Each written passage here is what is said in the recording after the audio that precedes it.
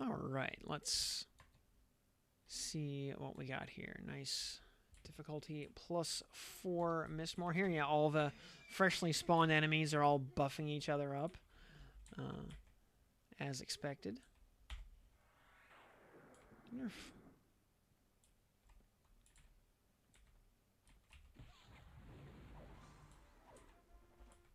Take a look at our stats here. 2123 HP, 2439 mana.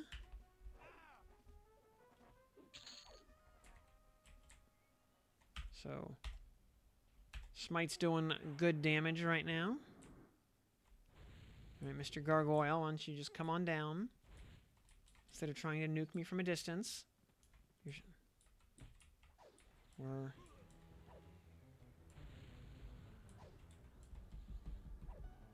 Alright, almost 5% XP for a yellow con here in the front yard. Not bad.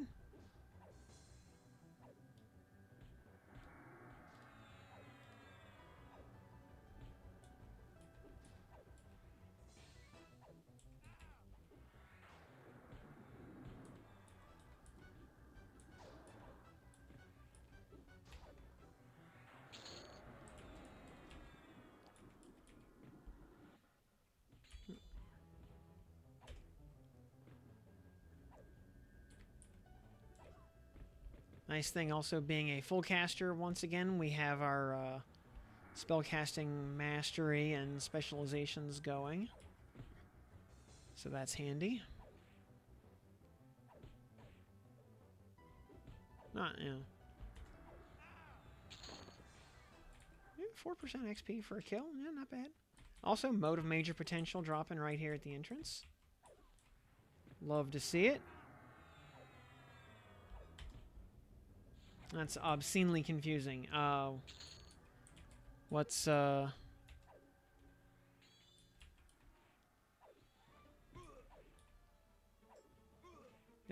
thing I need to uncap isn't the weapon itself. It's an item with the same name.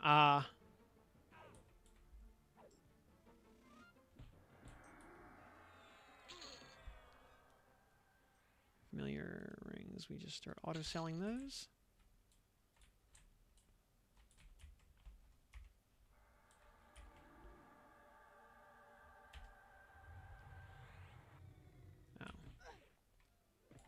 Oh, still got all 4. That's okay. That's what LOH is for. The Covenant Ruin Fist and Covenant Ruin Fist item. Oh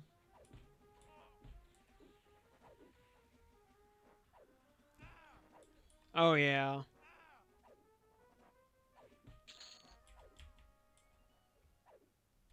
Oh yeah. Oh, because the weapons actually got added after the fact. Yeah, the item was the original version, and then they made the celestial weapons that were just those items in weapon form.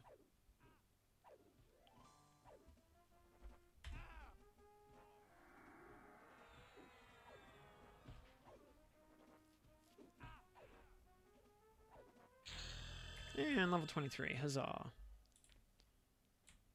And then...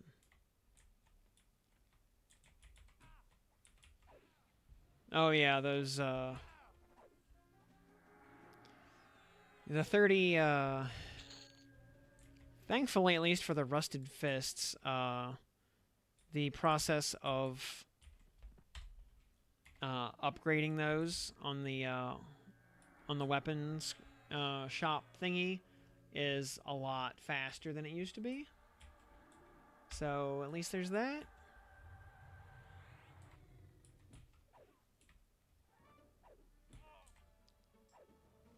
You know, yeah, the unload feature, and also if you go into weapons series in the shop for Revenant weapons, there's also a kind of a fast track upgrade thing to just automatically produce the stuff in question. So you can do it a lot faster than the old days, where we had to manually Because back in the old days, you couldn't even do 2 uncaps on a weapon in one step. You know, each rusted you had to uncap 3 times, and then level it up. Even the unload option is a relatively recent addition.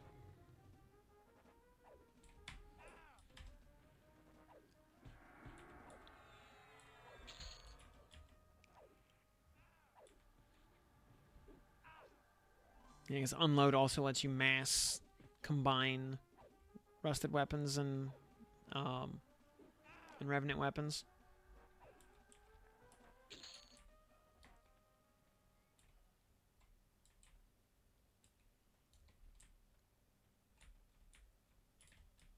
Hey, get back here.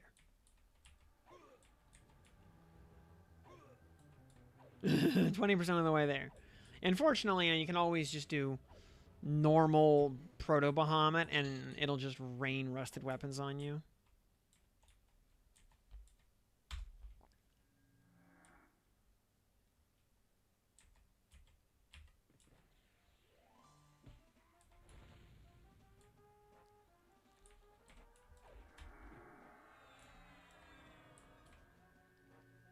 Oh, you've been doing 3 normal Bahas a day. Well, there you go. You gotta get them Sky Leap points. Yep.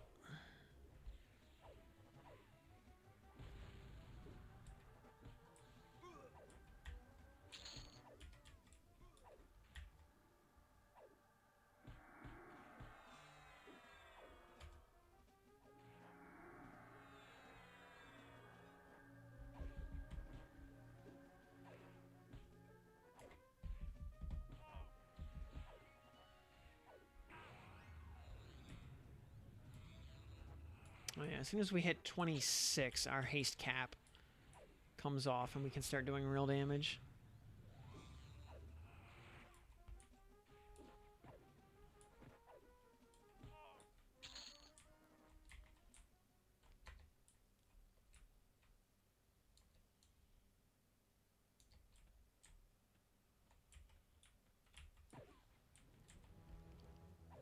Well, so do we have any? We don't have any, like, spell haste yet, do we?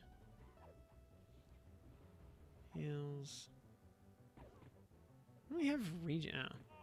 Oh boy, 9 whole HP per second. I don't care.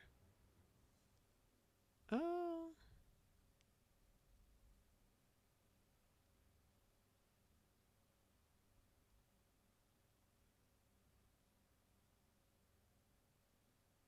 Yeah, no,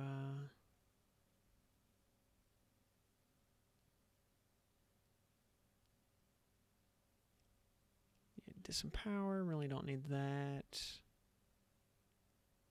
Yeah, okay, nothing. Oh, we do get Frost Strike, though. 156 damage. Oh, that's way better. Yeah, we'll,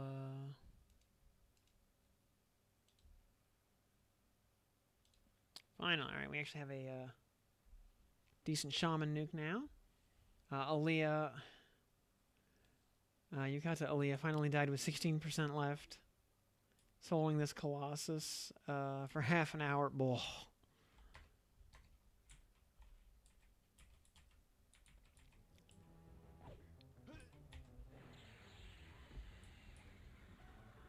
That feel when no Yukata Aaliyah. Rip.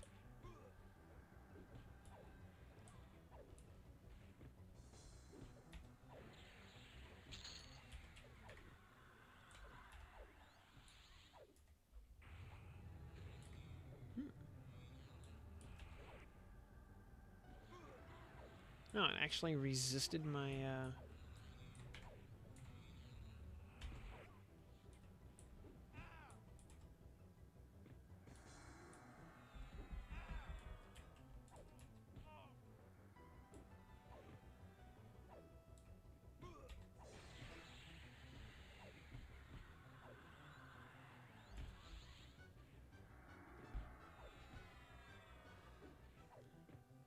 Oh, yeah, you're getting him down to 16 even, yeah. Yeah, good show.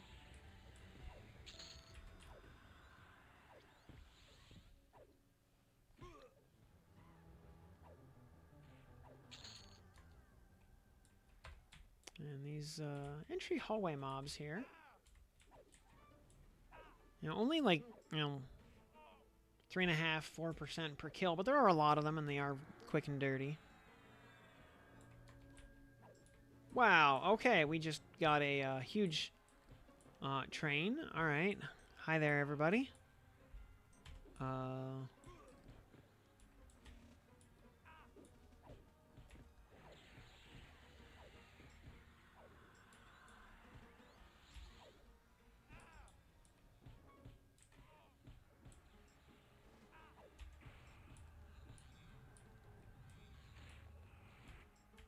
Can I be unstunned, please? Thank you.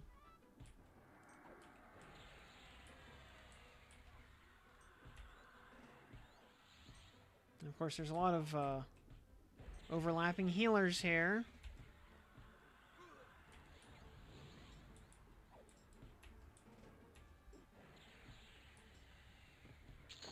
Thank you. One's an enchanter. This one's a cleric. Okay, we're gonna do this one next.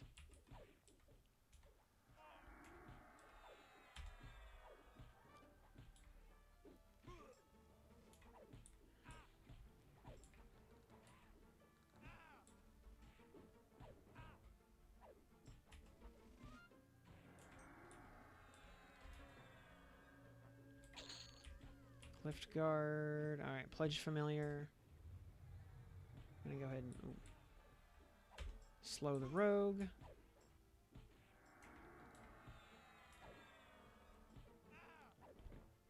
And a main squad. Yep.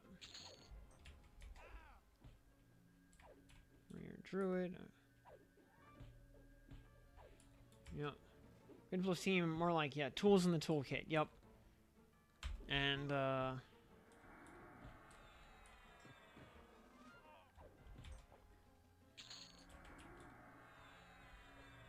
another one? Really?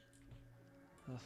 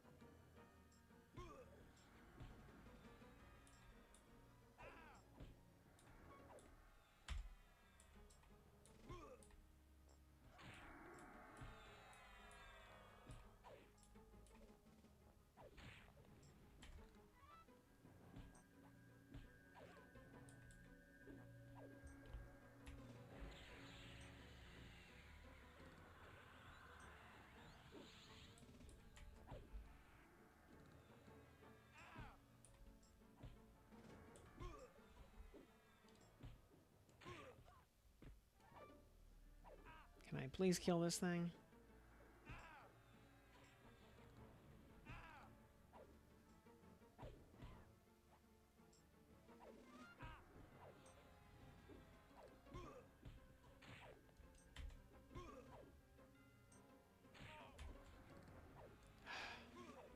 It would have been fine if this one extra hadn't added there at the end. Unless you wail out and have, you know, Giga Meta Squad, which, I mean, and which is unnecessary, unless you, because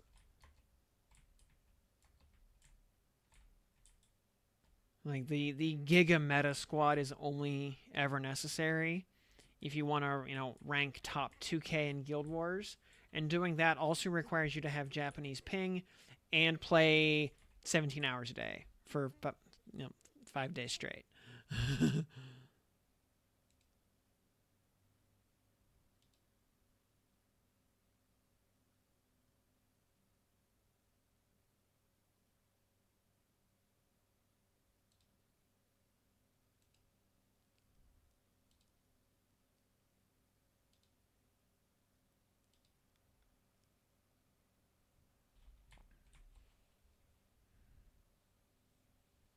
You know, anything less than top 2K, and you know, as long as you basically understand the mechanics of the game and how a team works together, then you should be able to come up with something that makes sense.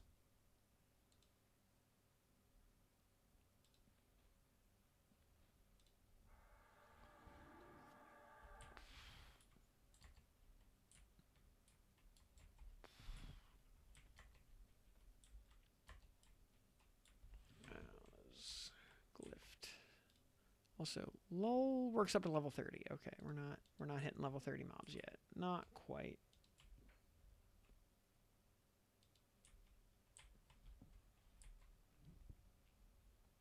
Sarasa is I mean, she works well in I mean, she gets a bonus from enmity. Reality is she hits so freaking hard. Independent of anything else that you don't even need the enmity bonuses. She just works.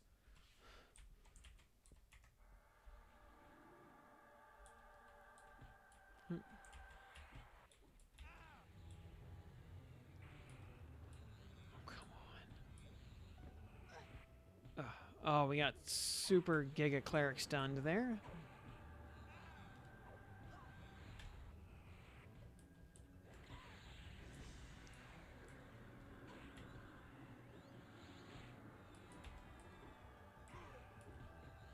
Can we please kill this? Just hit it one more time, please. Thank you.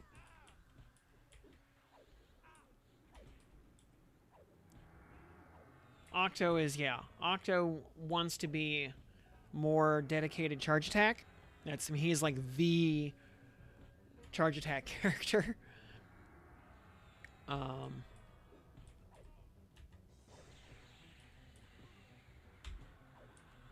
But he also will feed so much charge bar to the party that he will like turn your team into a charge attack team.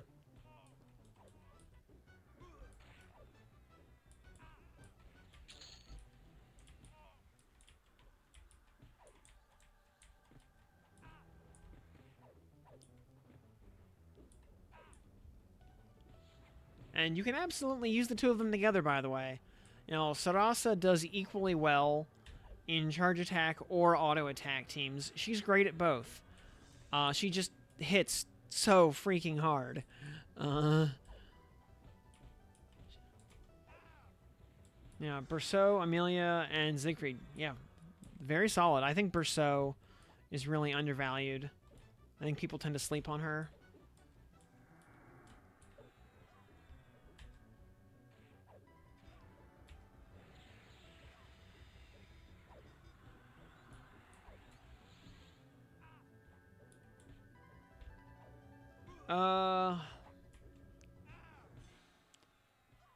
I mean, Berceau is for defense. Amelia is, for offensive power. So it depends if you need the defense or not. We're gonna get friggin' like we're gonna get ad spammed to death or in like attrited from heals again.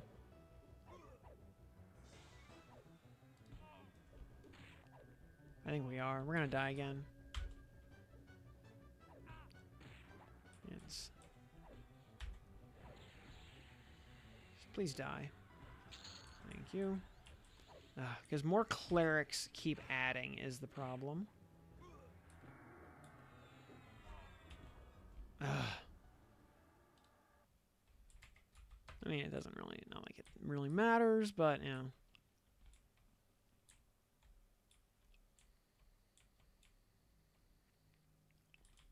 Yeah, Lumberjack with Opus main hand on Earth, very solid. Great full auto setup, by the way.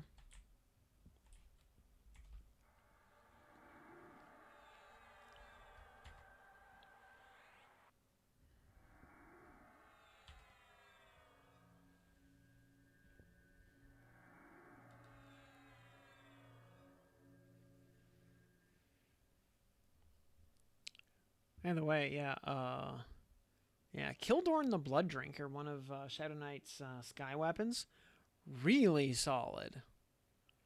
54-43 at +5 puts it just a hair below Fiery Avenger. No, it actually puts it a little above Fiery Avenger, I should say. Yeah, actually a little bit above it. Because Fiery Avenger plus 5 is like is 1.13 versus 1.25. Yeah, Kildorn's actually better. And it's got the 80-point life tap proc at minus 200 resist. So, yeah, very good weapon.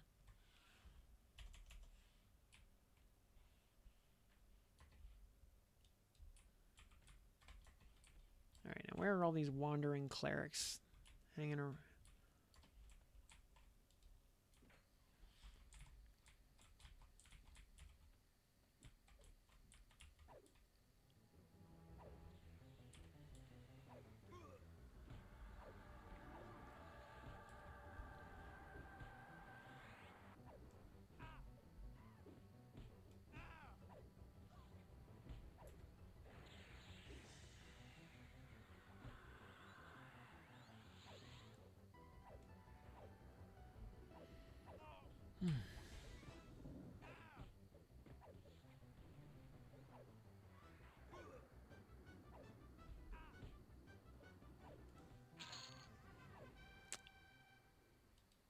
All right, well, we got another AA at least. That's something.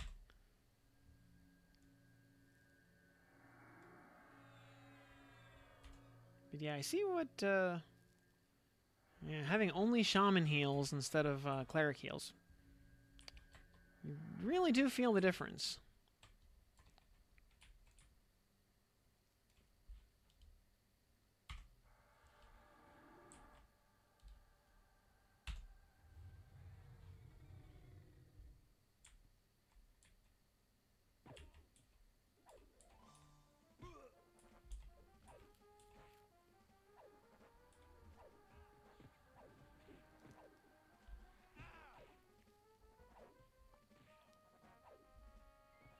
We might also need to just start. We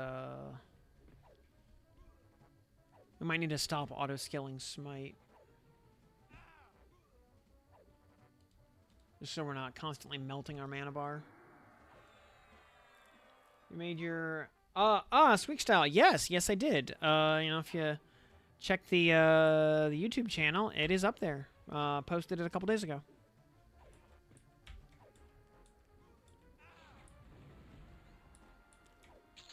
The YouTube channel has the same name as the Twitch channel, by the way, so... And Sweet Style dropping that prime sub right there. Thank you for that. Thank you for helping to bankroll the channel. My pleasure.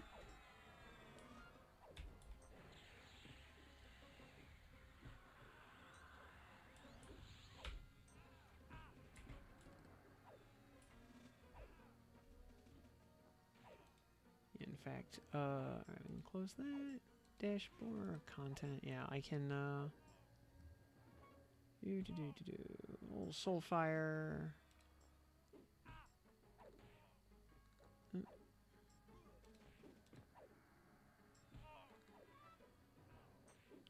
In fact, here, I'll just put the, video link is right there for you. So you can, peruse that at your leisure.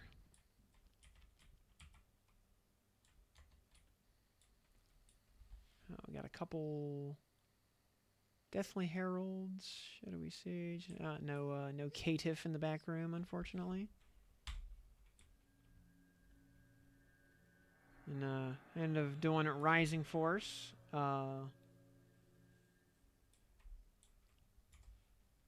Yeah, Rising Force with a good harp, especially in Earth, where there's a lot of good just charge attack spam.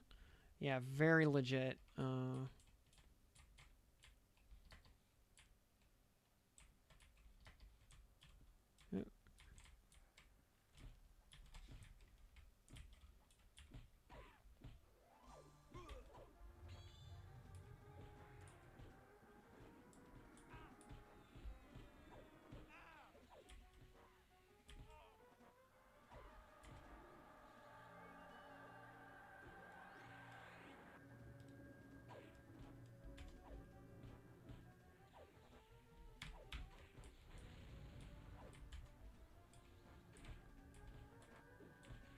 Oof. Oh, we're, like, kind of taking a beating here. Granted, these guys are 9 levels above us, but... Man...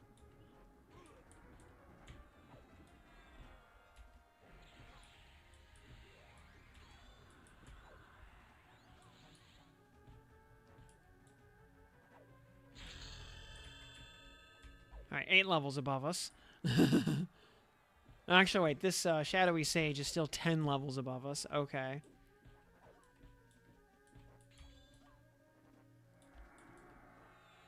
And probably needs to be slowed.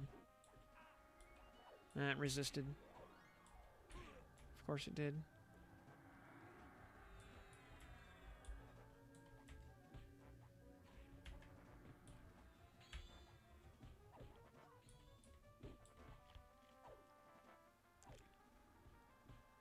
Oh, yeah, there is...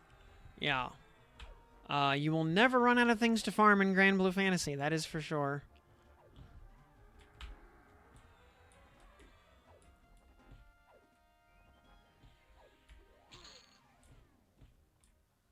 Oh, definitely Herald. Where... There we go, okay.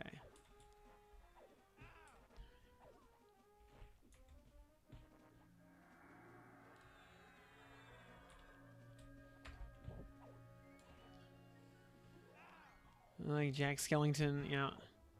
What's this? What's this? There's magic everywhere.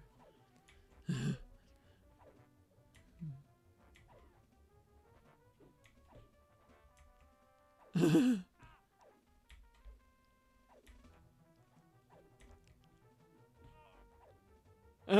need to sing what I typed. Let's see here. What's this? What's this? It's something I can farm. What's this? What's this? I don't see the harm. What's this? What's this? I think that this will do the trick, but then I'd have to spend a brick. What's this? There's another...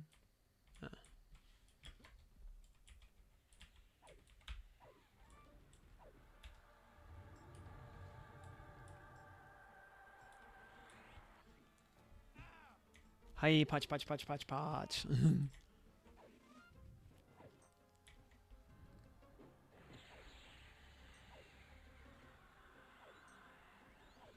Or, the third verse from, the, classic gospel song, Amazing Praise. Which is, you know, the version of the song about Lucilius. That says,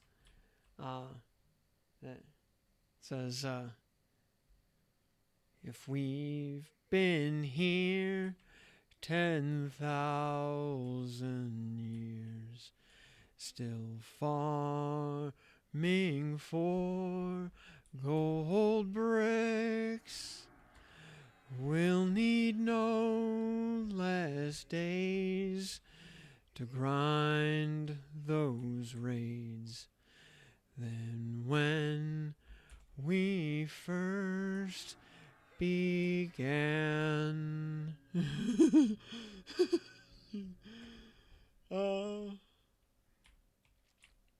Amazing Grace? No, I actually mean Amazing Praise, because it's the Grand Blue version. So we need to give praise, for he has no equal.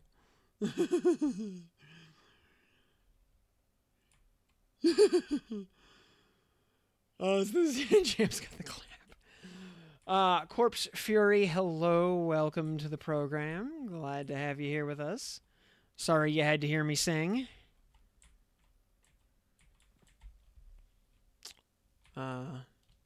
Same apology goes to everybody else. Sorry y'all had to hear that.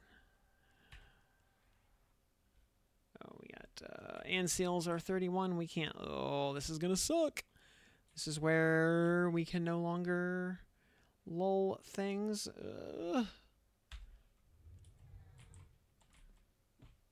Oh, alright. Oh, no, we're dead. Okay. Oh, this, yeah, okay.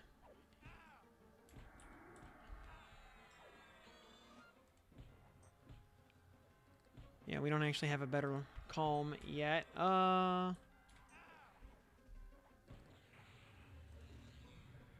Jeez, it spawned all red cons right there. Of course it did.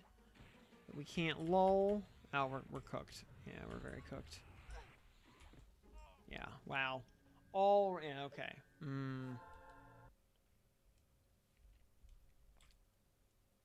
Fourth Mugen Sword Mark II Max Awakening. Made your first impression. I will forever remember you as the Ginger Siren. Aw, thank you so much.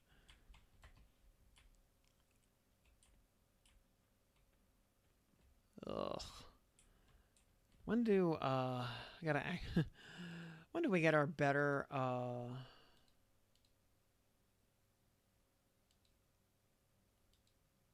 better calm? When do we get 20? All right, we get we need one more level to get soothe. Okay. That's of course we need one more level. You did not miss anything while getting a snack. Now all you missed was yeah, having to hear my horrific off-key warbling, which you know no one should have to hear. Oh, hello, grinning gargoyle. How did we miss you earlier? More importantly, how did you manage to not aggro?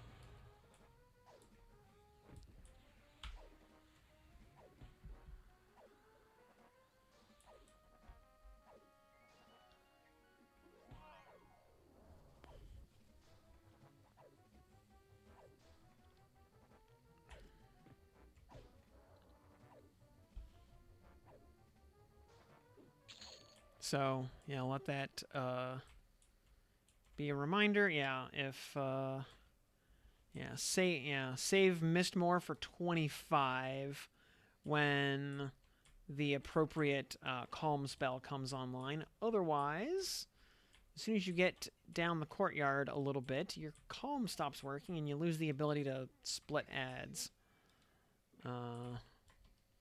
Which gets very spoopy very quickly.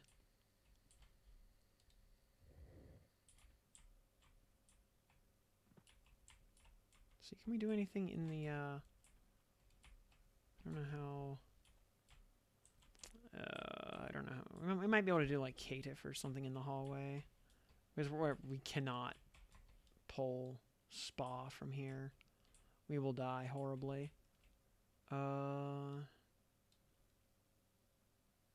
Harbinger, ushers, because they're all, like, deep red cons.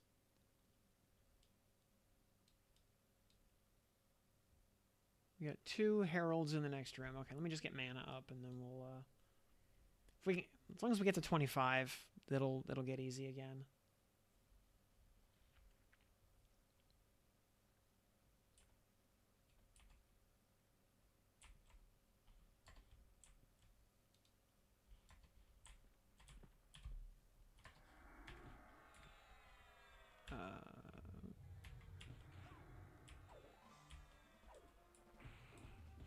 We're just gonna slow both of them.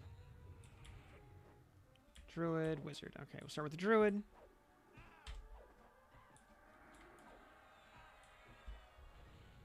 Let me actually try Spellblade, just see if we can get some nice auto heals. How many? Should only be 2 mobs on us, yeah? Yeah, it's just the 2. But, okay. Man. We're just kind of kicking our ass. Even slowed. Granted, you know, level 13 Shaman slow is not gigantic.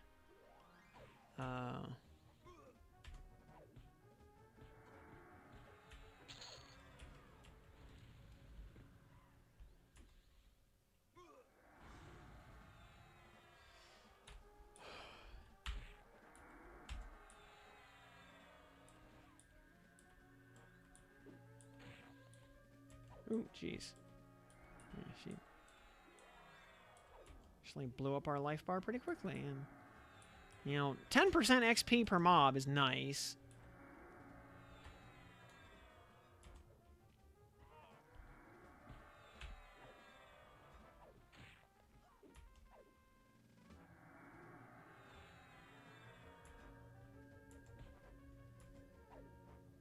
But yeah, even with all of our cracked out gear, at at 24, the zone gets scary.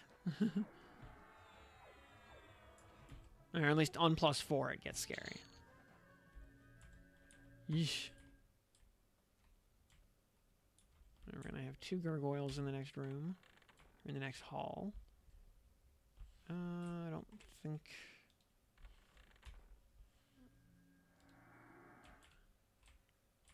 We gotta.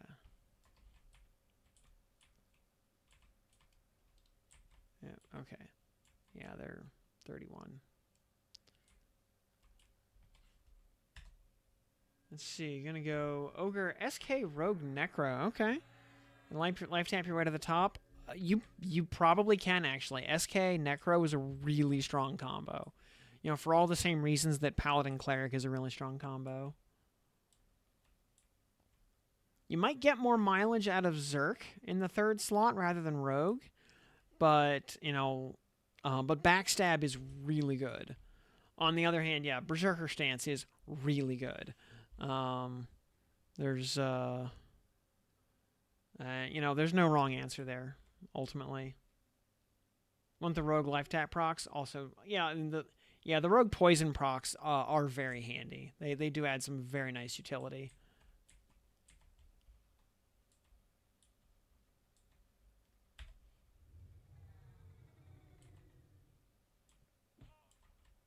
It resisted, of course it did.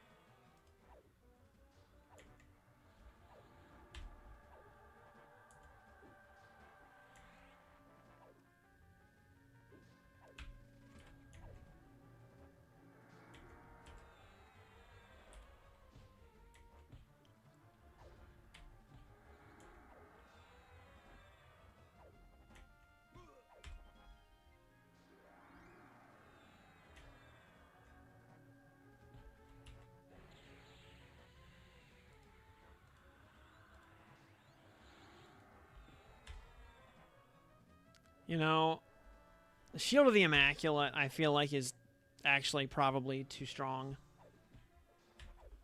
Because it basically renders just disease-based effects completely irrelevant.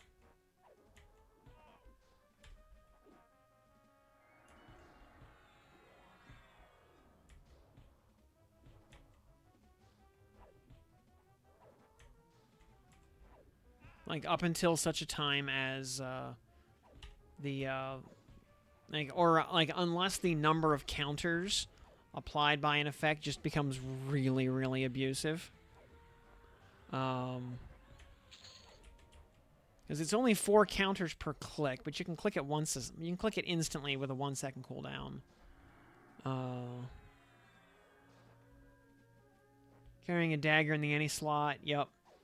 Just having a pig sticker hidden up your sleeve to shank some dudes whenever they step out of line. Yeah, very thematically appropriate.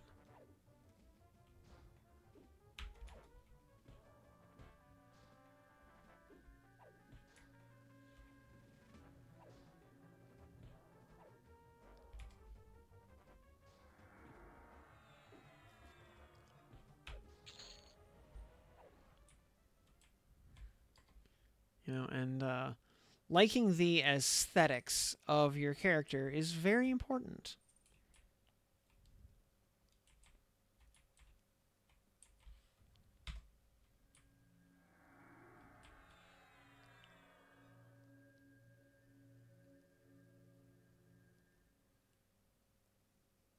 Actually curious. Oh, hey. This is kind of interesting. I think the,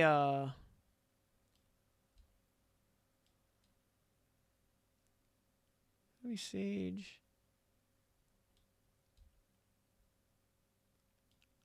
You know, interestingly, I think the Zacatl pH just despawned, even though it can't respawn. That's why you have teams like that. Yep, just for pure aesthetics. Yep. Alone on a Saturday night, post this rat.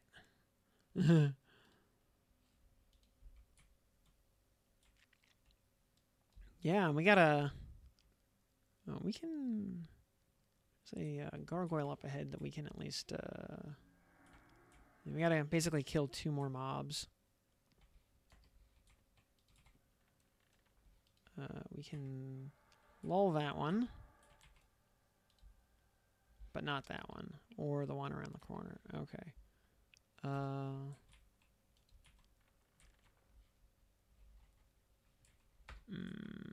do we want to do this? Actually gonna run down the hall.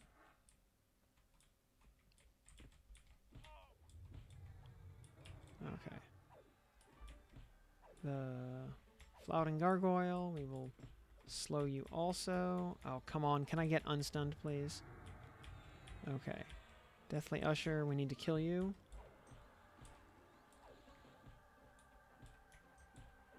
Ow. We are getting kind of mauled.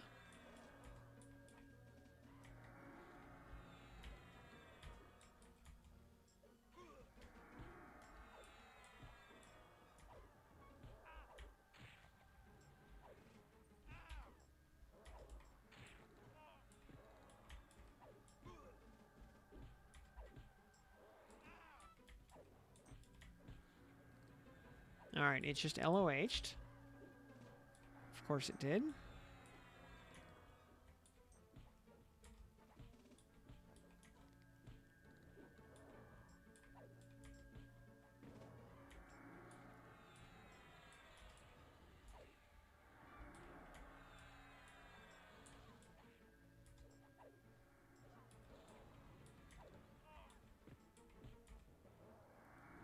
Oh.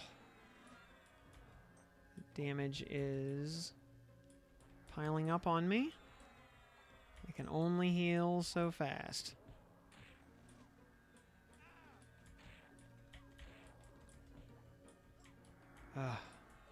We're gonna die. Yeah, we're gonna die horribly. Yep. Dang.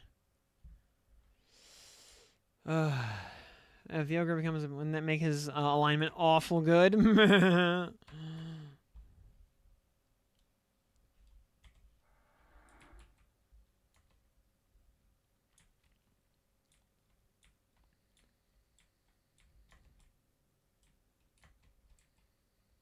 Yeah, having these crappy heals that are like 10 levels behind the curve are just miserable.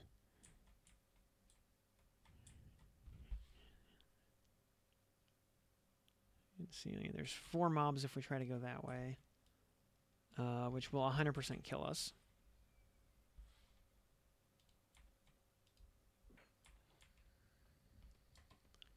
So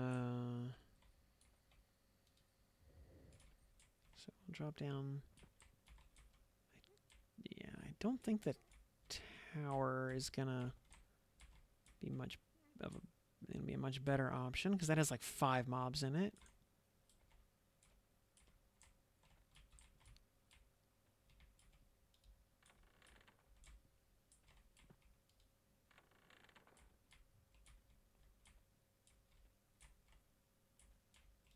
Yeah, we can't. The spa will pull at least 3. If not also... wait for the Herald. I don't know. I think maybe actually, you know what? I guess the better option... Okay, that Flouting Gargoyle is down there. I guess the better option really is just pull this Gargoyle. You double everyone's HP, but didn't double all the heal spells. I mean, that's been that has been a recurring conversation so far on the beta Discord. Dark Offer. Okay. Okay. Oh my god. Alright, well, just kill me. Just kill me. That just pulled, like, the entire spa because something didn't path right.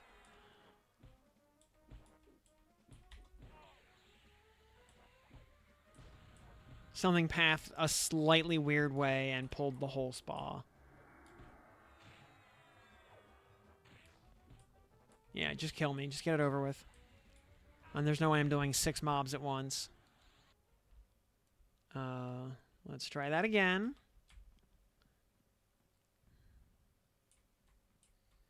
With, I was setting up to pull the gargoyles straight forward, and it did not feel like giving me the time of day.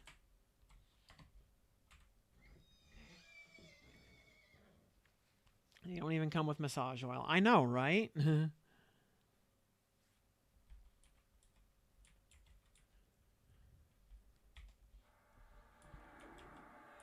But yeah, so many heals in the game just feel bad because your HP is so much more than what the spell heals for that,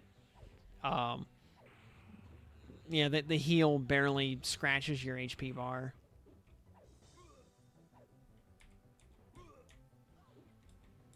You know, like superior healing, for example, that does 600 some odd HP at level 50. You know, when non-warriors have, 6,000 some odd HP and actual warriors are up over 7,000.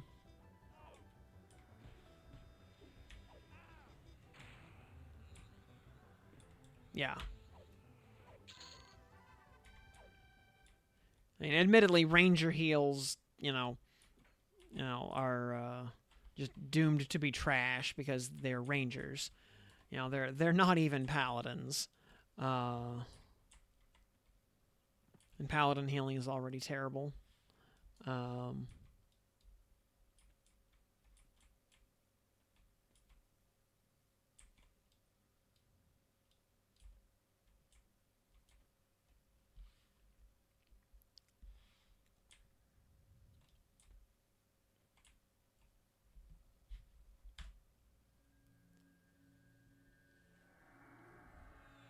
Yeah, paladins at least get superior healing, and they get it, 2-3 levels after druids.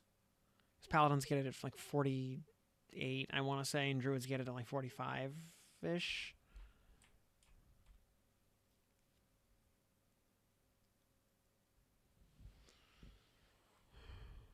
Though, I mean, paladins get lay on hands once every 15 minutes, minus smite cuts.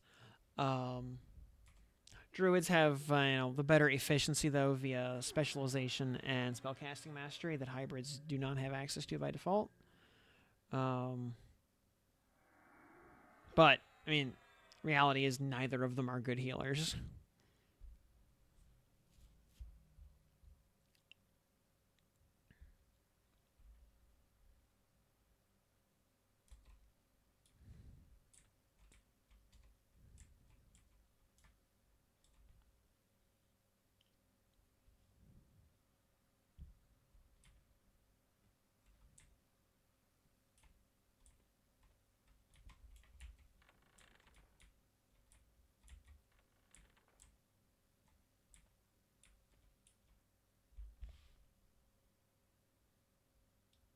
All right, kind of waiting for that Dark Offerer to path around to anywhere else. Like in Shaman, yeah, low-level Shaman is not great. I know it'll get good eventually. Like once you start getting slows that actually do something. Right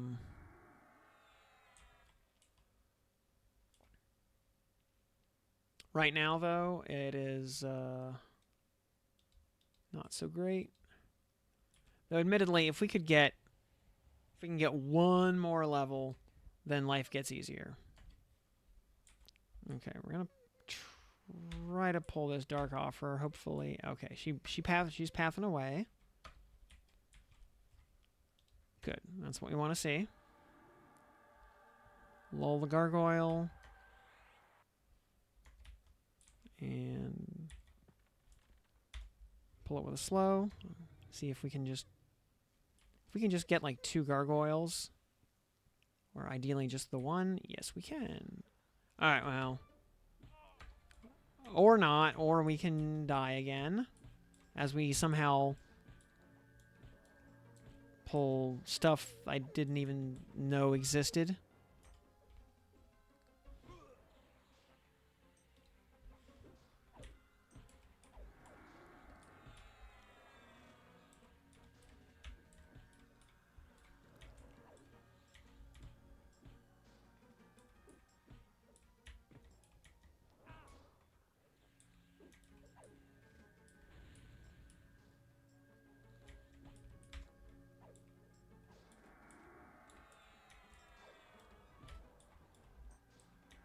We need to kill like 2 mobs to level up and get our better lull.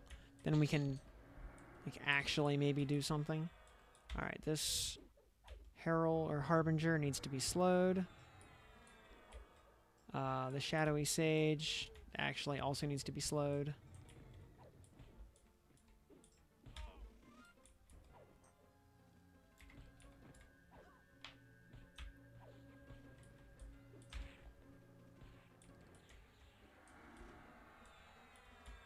Yeah, 34. It's 10 levels above us, so I mean, it should be hard. And it is. Oh, and there's another ad. Because why would anything nice ever happen? Okay, yeah, that... Man. Aggro ranges in here are no joke. Even in solo mode.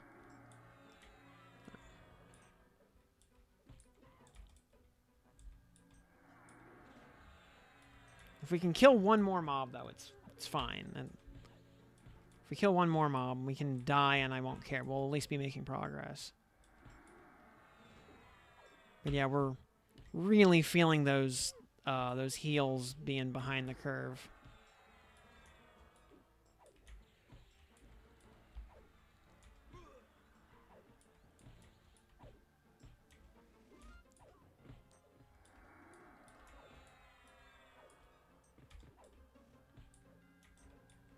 I have to basically cast healing like as soon as it pops, just to try to keep my health more or less flat.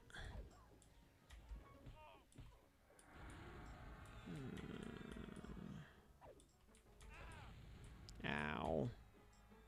And even then, it's not really working. And we're gonna die before this thing does. Because there are so many healers here. And we can't keep up with the damage. Unless we go to defensive, maybe. Try to get our health back up.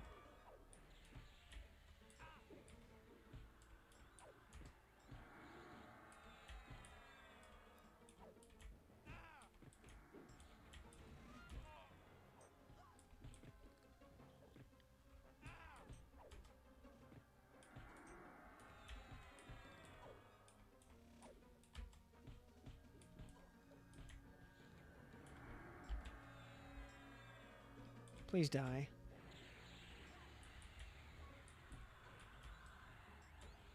Oh my god. Just friggin' die.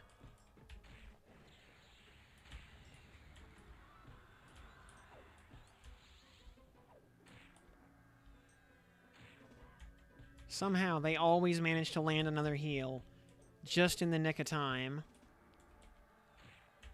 to keep their tank alive.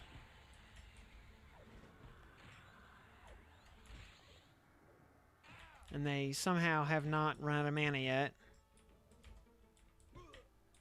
Despite everything.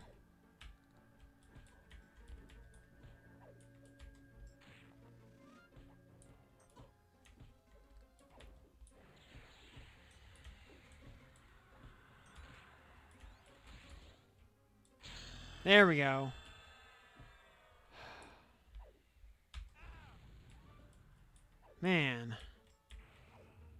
Okay, these two are... Alright, I don't care if they kill me. I don't...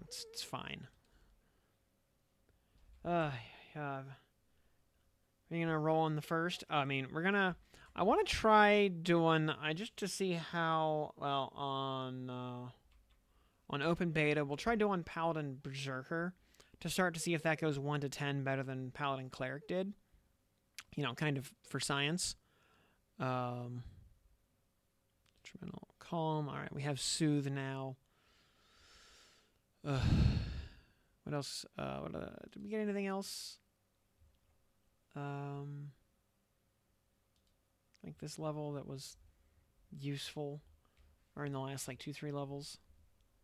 You have Cannibalize, Regen, Form of Bear, providing increased regeneration and wisdom. Okay. Befriend Animal. Alright, not really,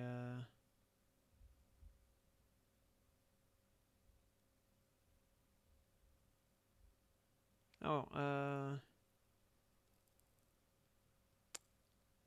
yeah. Oh boy, Spirit of Cheetah.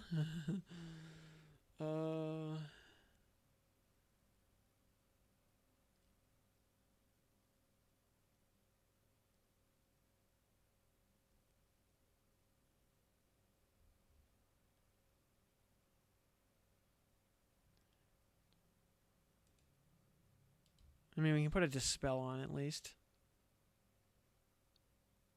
It's at least something. When do we get the next slow? Or the next, like, anything? When do we get the... Alright, we get Quickness at 26. Okay. That's a nice bump. And Tagar's at 27. Okay. So the next 2 levels... Oh, and then... Yeah. Shaman gets greater healing at 29. 1 level before Paladin does.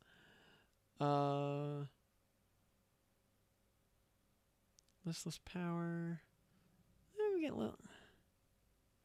get Listless Power at 29. That's something at least. Oh, we get the Frenzy upgrade at 30.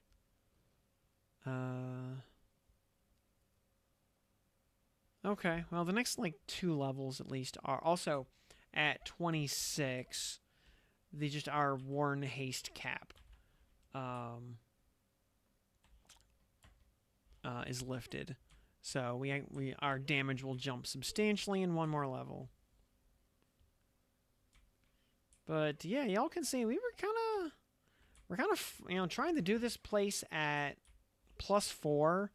At what was it, like 2022 that we came in here? We were flying pretty dang close to the sun. Necro below 10, it's really strong. But then it'd have to be a dirty, filthy Necro.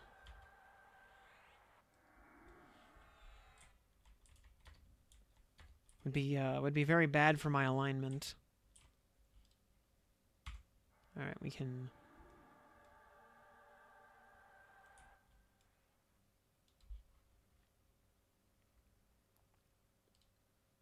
Switch to recovery stance. Oh, Soothe has a long cooldown. No, Soothe. What was I looking at? It's only 4 seconds. I mean, I was looking at the wrong spell gem there. Ghastly Inseal. Soothe you. And Ghoulish Anseal. We will pull you. And she comes solo now. Okay. Suddenly we can play the game again. Alright. Virtual Gamer, hello, welcome to the program. Glad to have you here with us. Single polls once again, finally. Suddenly the world makes sense. Which means I can, yep, just drop a slow. Alright, now the next couple levels should get a fair bit, well, I say should get easier, but, I mean, who knows, We'll find out as we go.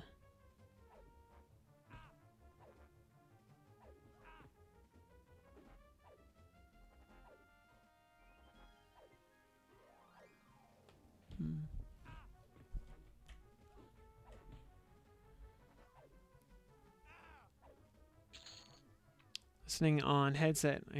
Gotta cook yourself a plate of eggs. Very good. Yeah, I had a nice, nutritious dinner of broccoli and Brussels sprouts.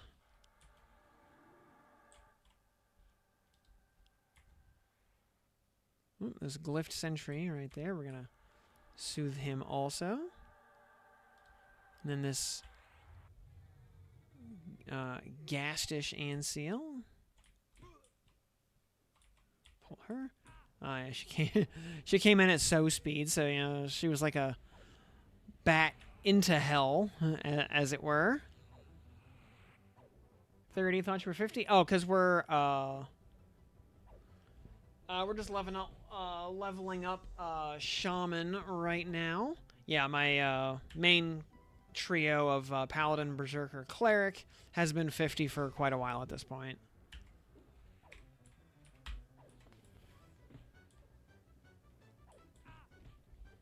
You can see my gear is very maxed out.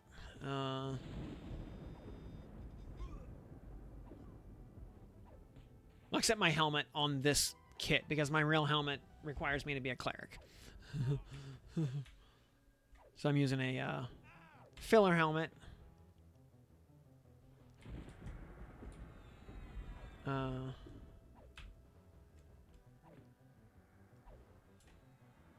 Oops, not right. I meant to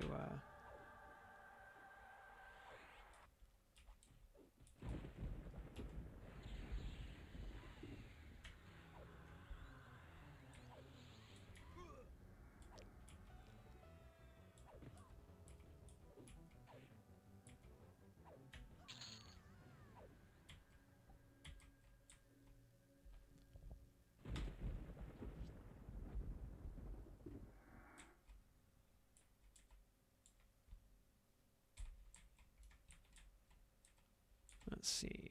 Glyphed Sentry, go ahead and get soothed.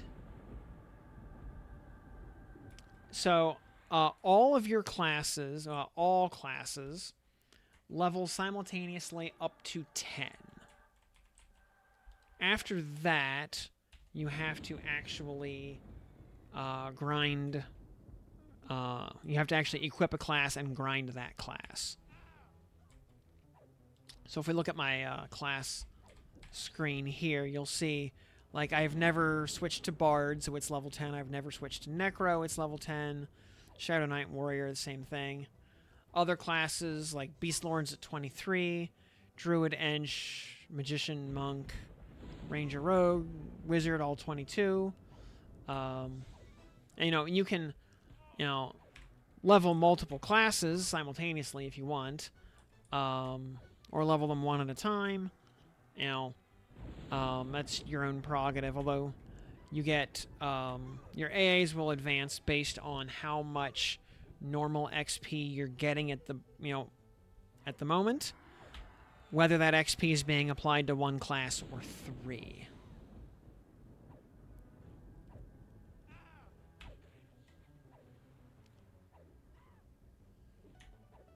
So if you just switch out your third class, you can level that third class, you know, from like 10 to 50, and you'll get about 40 to 45 AAs in the process.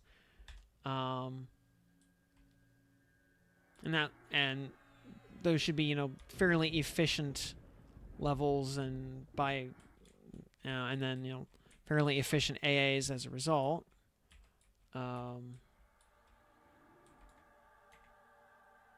Versus, I'm just going to pull this one back a little bit, because we don't want that Glyph Sentry to add, because I think he's probably a cleric.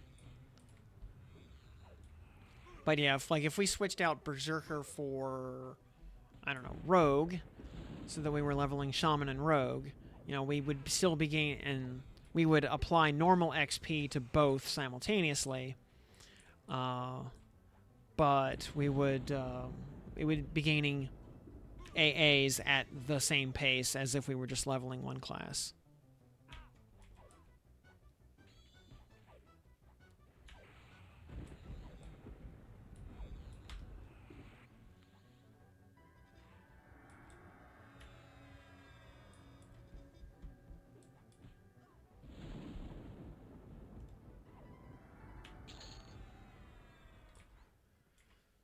Ah, so much easier now that we can actually single pull.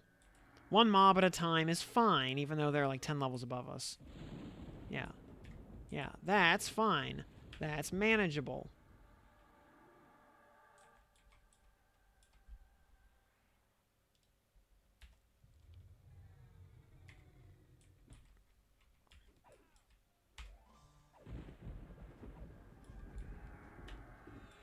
When there's, 3 or 4 of them in camp at the same time, all wailing on us, that is less manageable.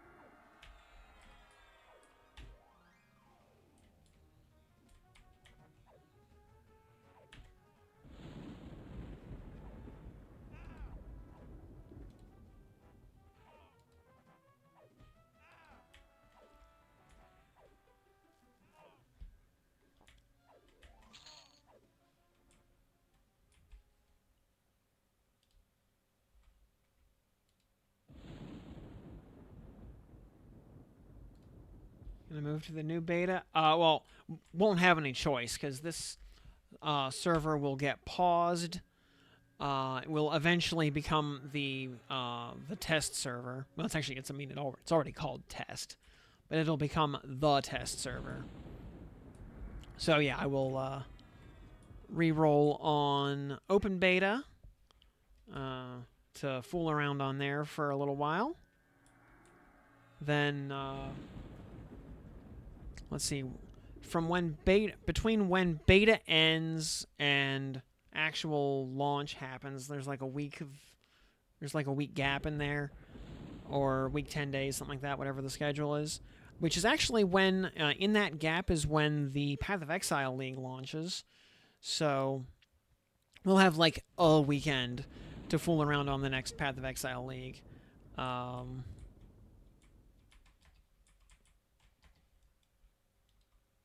So we'll, instead of playing an actual serious build on that league, we'll play just a funny goof around character because we're with the assumption we're only going to play it for like 3 days. So we'll just do something goofy to try out whatever kind of like new ascendancy they add, or some new unique item or something.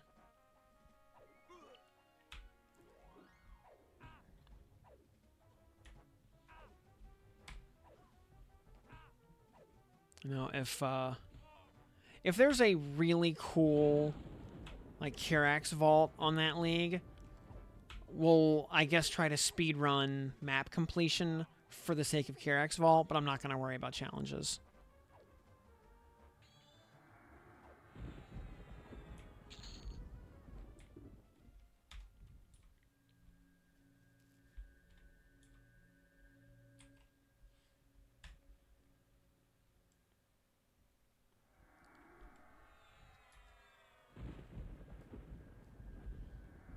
Which, speaking of, by the way, the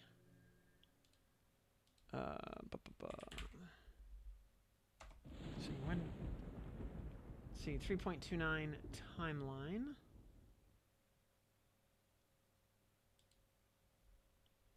Okay, 3.29 has been set in stone for quite some time. We'll launch, July 24th. And GGG Live taking place July 16th. So we'll get the full reveal on July 16th, which, still a month out. And then Mirage League, by the way, ends July 20th.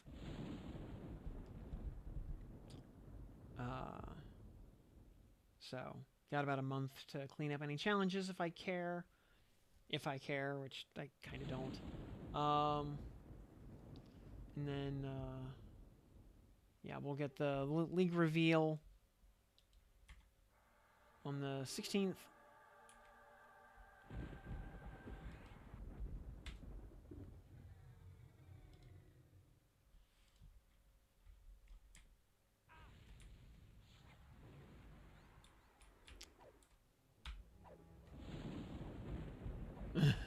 I mean, I really enjoy Path of Exile because you know I like spreadsheets and character building simulators,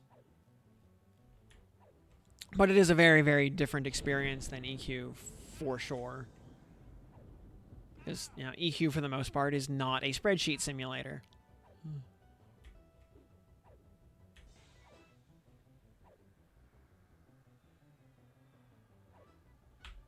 So yeah, we'll probably also have you know a little bit of time in that gap between beta and launch to probably grind some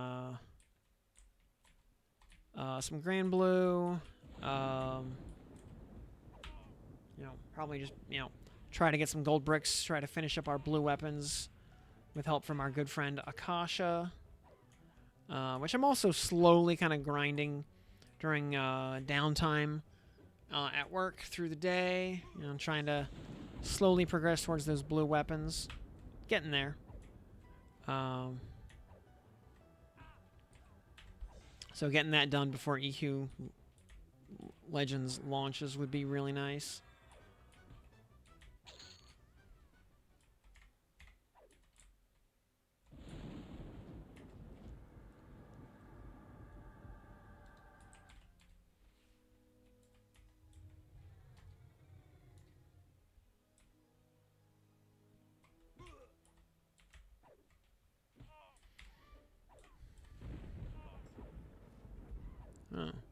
Somebody may Crunk here has made a Kildorn the Blood Drinker +8.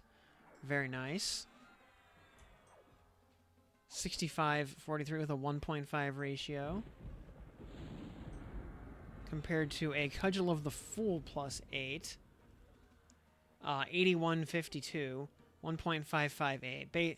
Effectively the same ratio.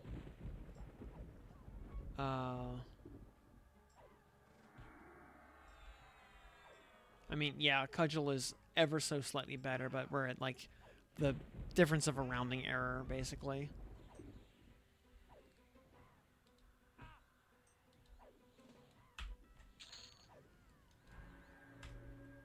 Yeah, Fiery Defender +10? Absolutely.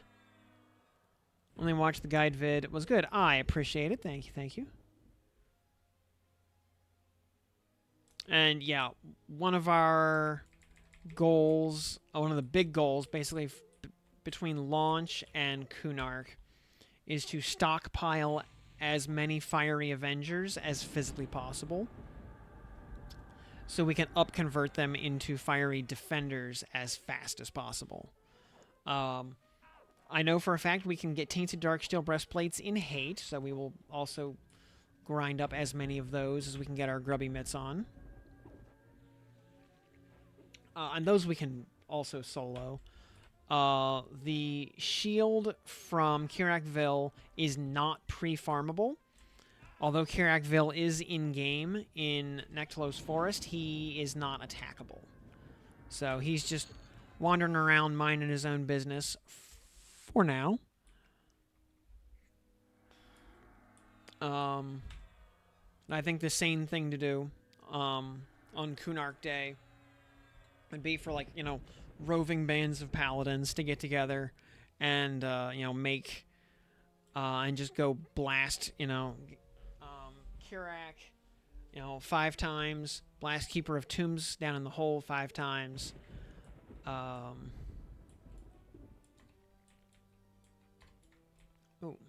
Nintishi? Oh, that's a lot of mobs. Oops.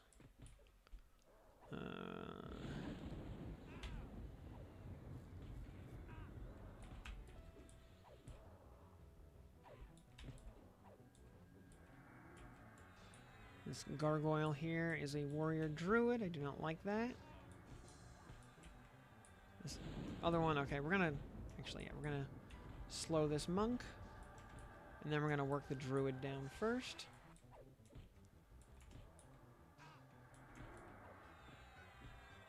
Unless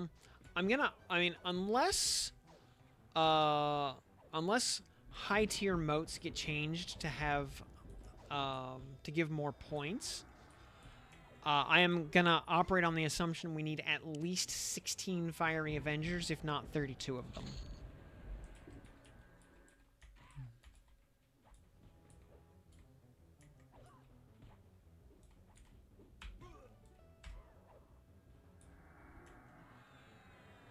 Now, if we're able to plus up the Fiery Avenger we're actually using...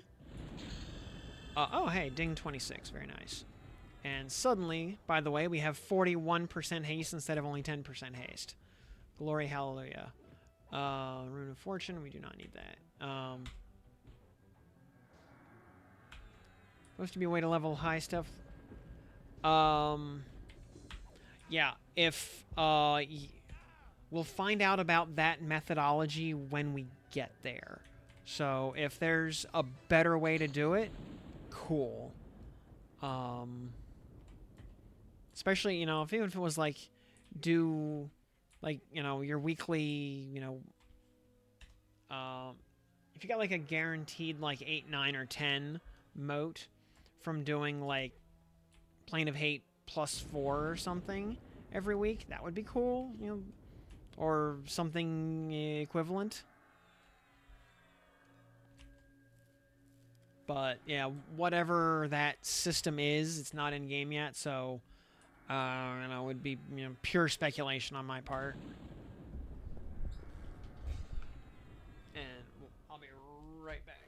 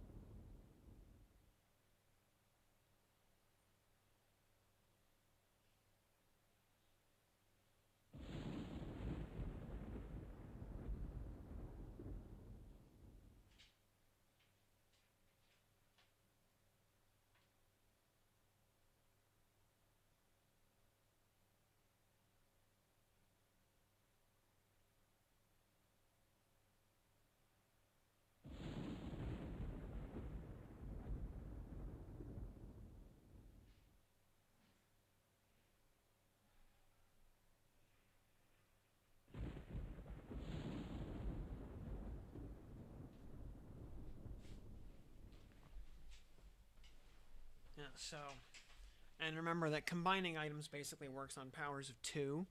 So to make a 10, we need 2 9s. To make a 9, we need 2 8s. To make an 8, we need 2 7s, etc. So we would need, so to make a 10, we need 2 9s, which is 4 8s, which is 8 7s, which is 16 6s, and 32 5s. So we make 32 Fiery Avengers. We can upconvert those into 32 Fiery Defenders. We moat all of those up to +5. And then we can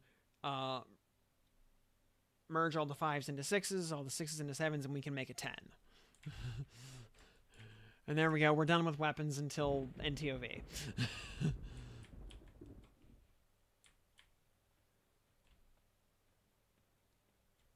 No, pending whatever other kinds of, you know, item leveling methodologies might be available. Likewise, if +6 moats are more readily available, that we could make 16 +6s. Like if we could have enough moats on hand to make 16 +6 defenders, then that would be fine.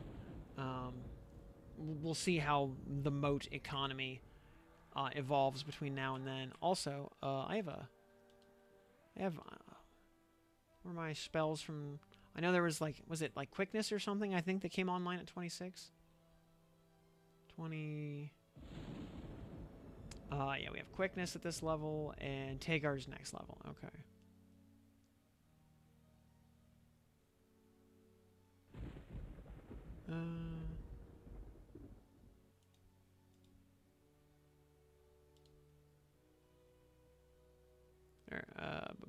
Utility beneficial. There it is. Haste. Quickness.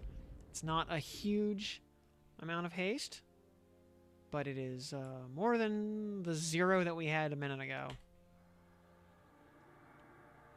Yeah, it's 14% haste, but hey, you know what? We take those.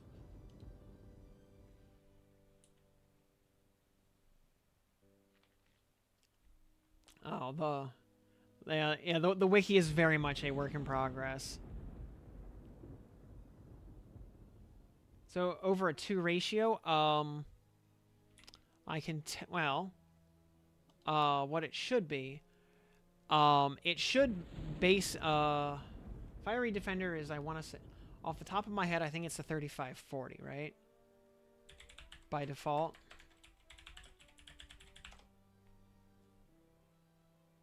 Yes, 3540 by default. Plus 10 will double the damage, so it'll be 7040.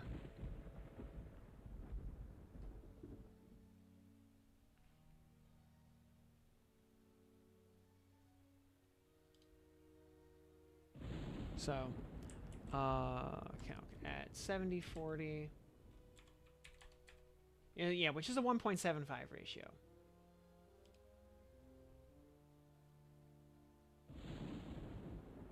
Oh, it's just totally down right now. It just shows HTML. Oh, wow. It is just totally foobar right now.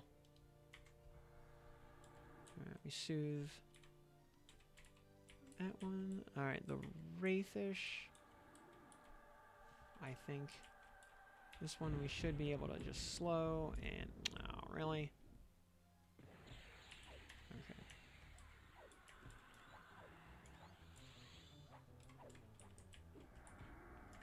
Actually, this one's a Ranger Necro. Yeah, we'll take the Warrior Necro first.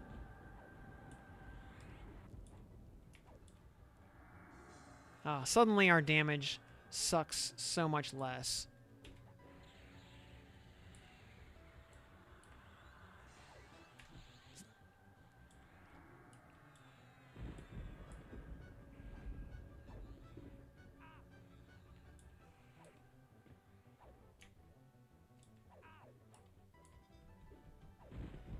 Now, the speed at which we can do all that is going to be dependent on our ability to, you know, kill 32 Kirak Vils and 32 Keeper of Tombs, and then also have access to 32 Iraq Altils in Plane of Fear. So, there are a few, you know, kind of caveats here. This will, you know, unless all of those guys are given like instantaneous repops or something, you know, that's not going to be a day one thing. It'll probably, you know, take a couple of days.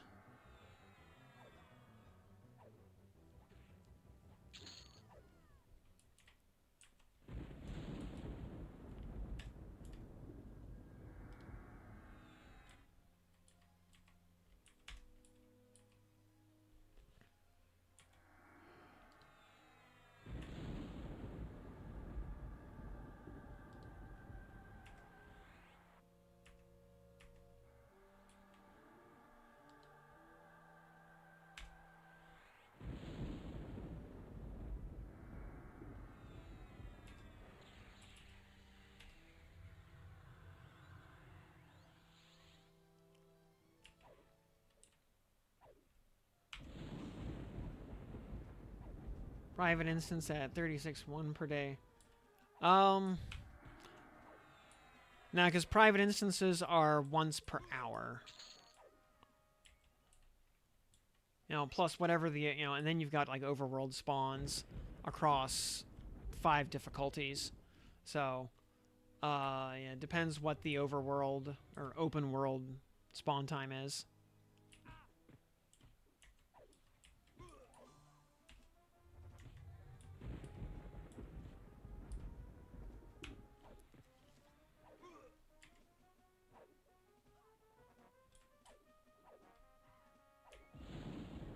So, you know, in a perfect world, you'd have like a set of roving band of paladins that would go to Nectalos, kill Kirakville 5 times, you know, once per pick.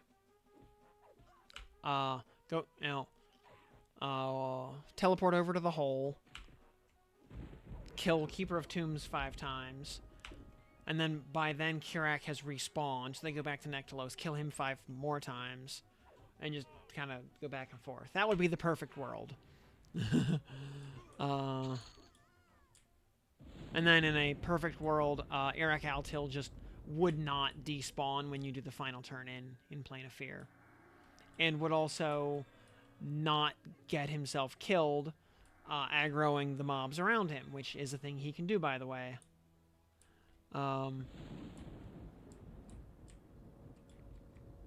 Yeah, fun fact, if Eric Altil sees you getting attacked by monsters, he will assist you, and he will attack the monsters, and he will get himself murdered.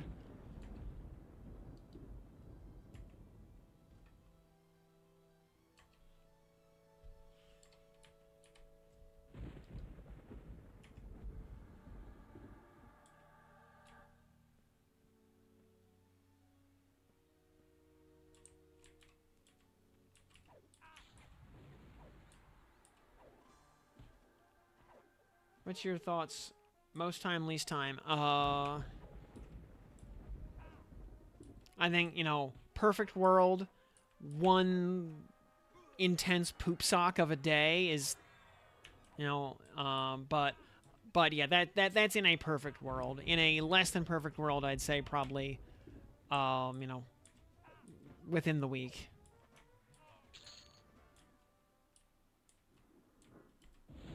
You know, quest done at all for sure day one. That's easy. Like that's a no-brainer. Because at the very least, you know, even if you miss the boat on the open world spawns, if the mobs in question even spawn in open world, which they might not, because, you know, that's exactly the sort of thing Secrets was talking about on the stream yesterday. About, you know, like, quest bottlenecks. I think she specifically mentioned, like, Lord Grimrot and, like, Finnegal or something. Or it was some other mob she mentioned. But it's exactly the sort of quest bottleneck they're going to be resolving in advance. So, yeah, having the quest done at all on day one. I mean, I'll have the quest done, like within an hour, probably of hour or two of server up. I mean, me and every other paladin worth his salt. Just to be clear, like I'm not special in that regard. I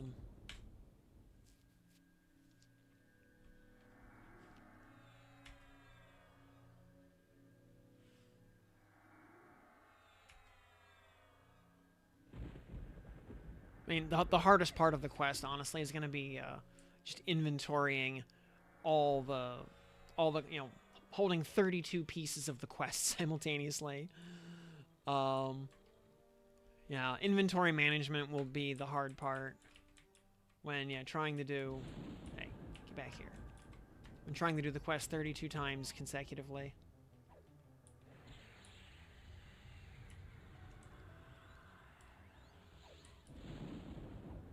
But yeah, quest done at all.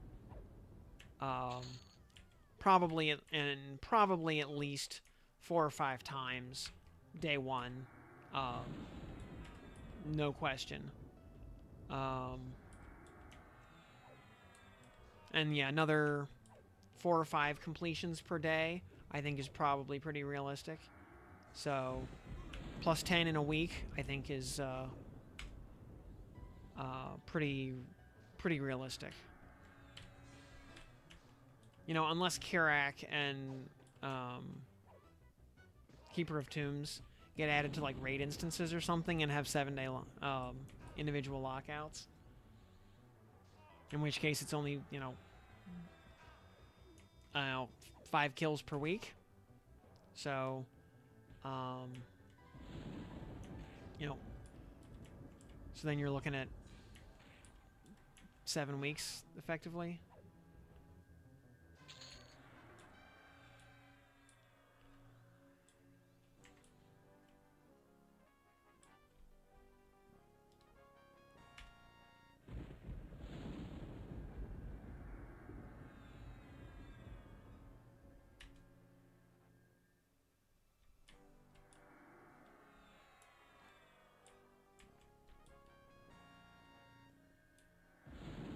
also, I mean, the other the other limiting factor is going to be how many Ghoulbanes can I?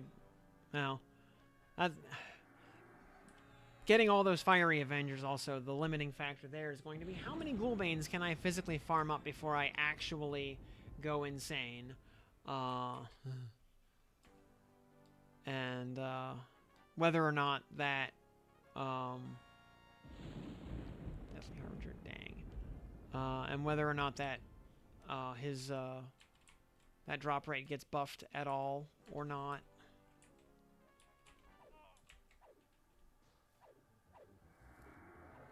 Hey, Truth Slayers, yeah, it is.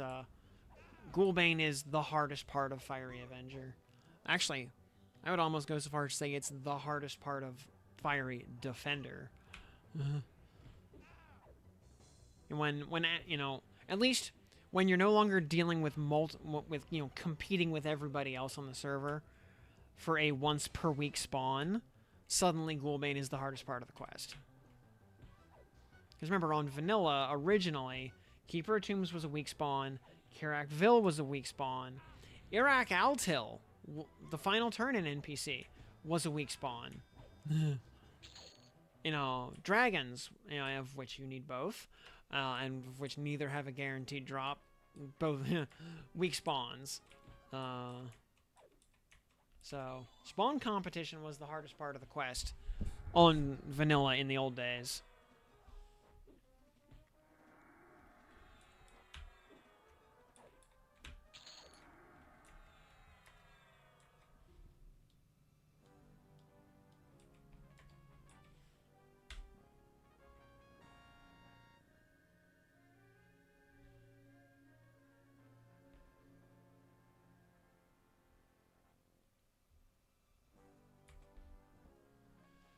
How are they going to deal with contested spawns? Chrono, I mean, well, personal instances are a thing. So I don't think it's going to be a big deal. At least in this case, but I'm sure they have some other shenanigans up their sleeves.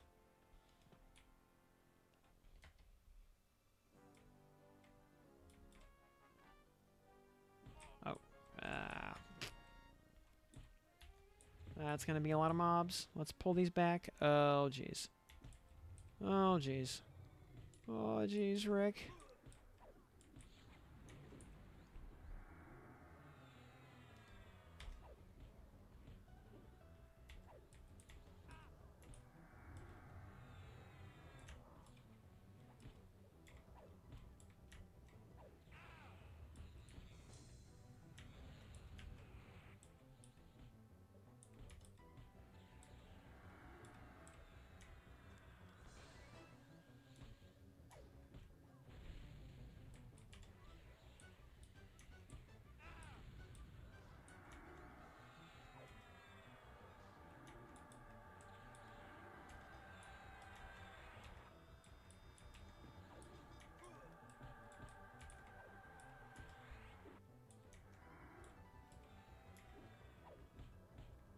Oh, they got hit with negation of life. That sucks.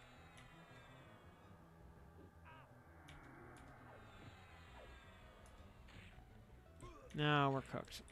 We are very, very dead. We're just getting chain stunned by cleric stuns.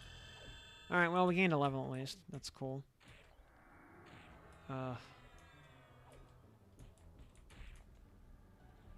Where's my cursor? I can't see my cursor under all the... Yeah.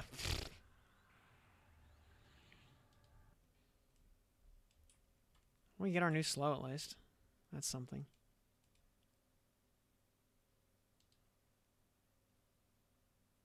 Ability detrimentals. Tagars.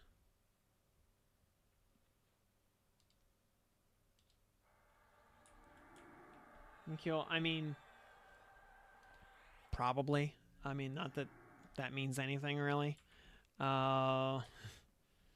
It's like the and that's also largely just dependent on drop luck or, you know, who uh, or or who's working on which, or whose idea of what ranking is what. Like whatever your metric for ranking is.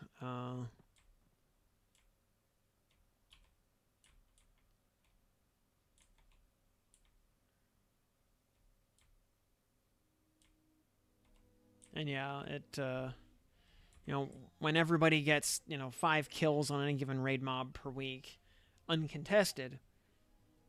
Whoever's HP or AC or whatever your metric is highest is just based on drop luck, or who's willing to invest the moats to crank their stuff up, um, and and who drops the good rare moats to make that happen. So there's good old Gebs.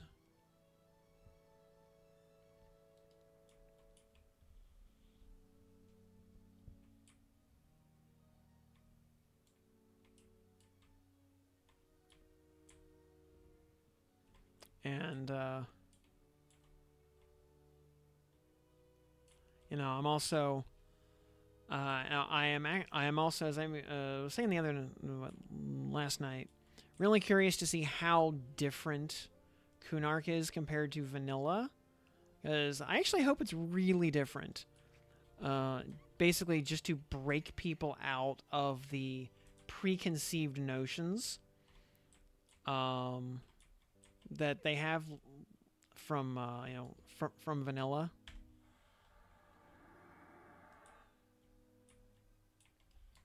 As the more different the game is now, the more the more their preconceived notions are broken now. Oh, Shadowy Scrivener. Okay, I think we only got the 2. Okay, cool. Tagars. Resisted Tagars. Here. There you go. Eat Tagars. And Scrivener. We might as well Tagars you as well, just for the hell of it.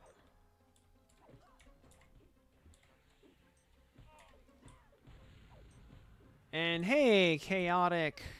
Welcome to the program. I saw you hit the follow button yesterday. Thank you for that. I appreciate it. How does the quest work for Soulfire? Does it become plus? Okay, so as of right now, quest rewards are always given to you at +0. So you can feed them motes, or you could just do the quest an arbitrarily large number of times, or a combination of both. You could mote an item up to +4, get 2 copies, get 2 copies, mote them both to +4, and then merge them to have a +5.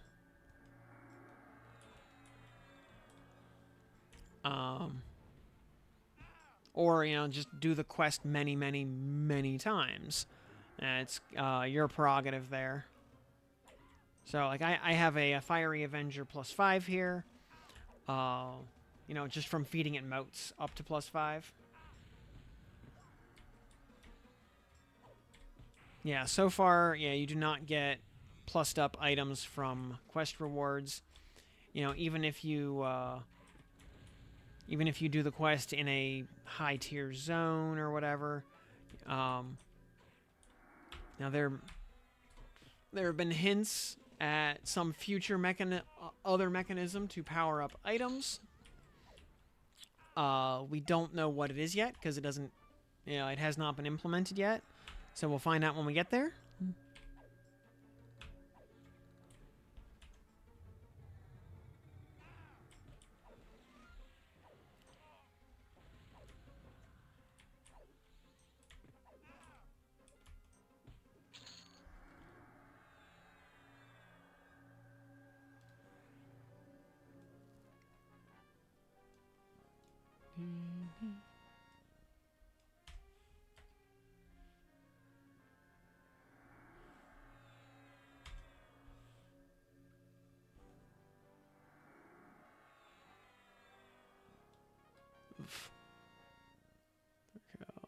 Gargoyle. Ugh.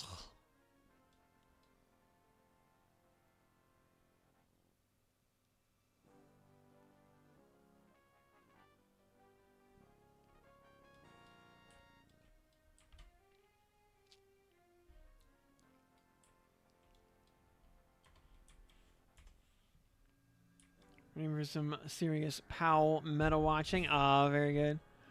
The #1 beta paladin watch guide on Fiery VOD. And I mean, it's like the #1 guide, but it's also probably the only guide. So hey, winning by default, my favorite way to win.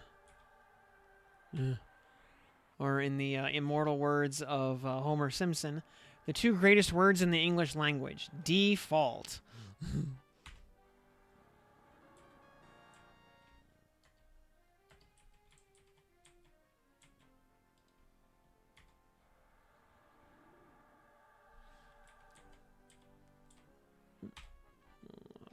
Pull you with definitely Usher something aggroed. Okay.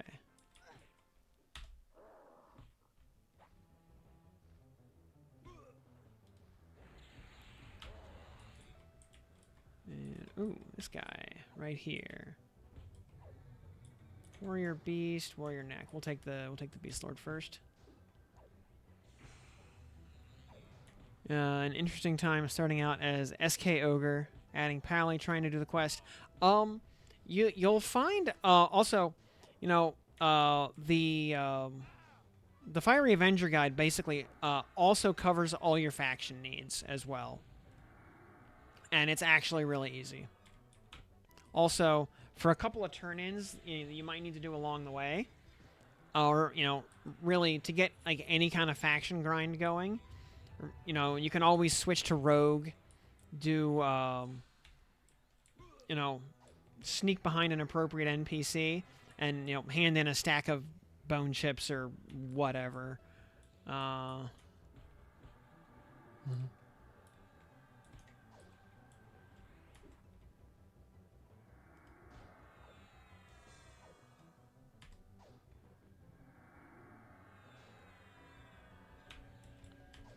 Yeah.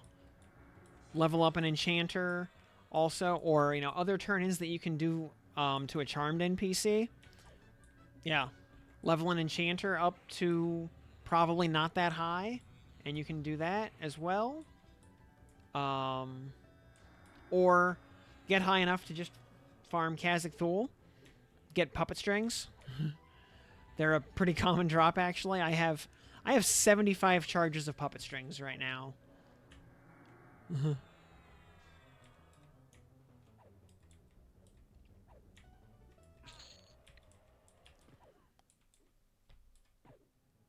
And that's after, using some of them very unseriously to split up Vox's room, just for demonstration purposes.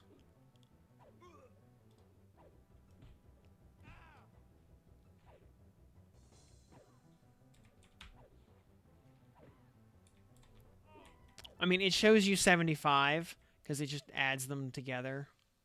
Actually, this one has 0 charges left in it. That one I can get rid of. And you can still sell it for money even afterwards. Even after you spend all the charges. I think I have one more. Yeah. Because, sadly, you can't merge these. Because they're just, so you can't. I wish you could just merge these to combine the charge counters, but you can't. I just have a backpack full of them.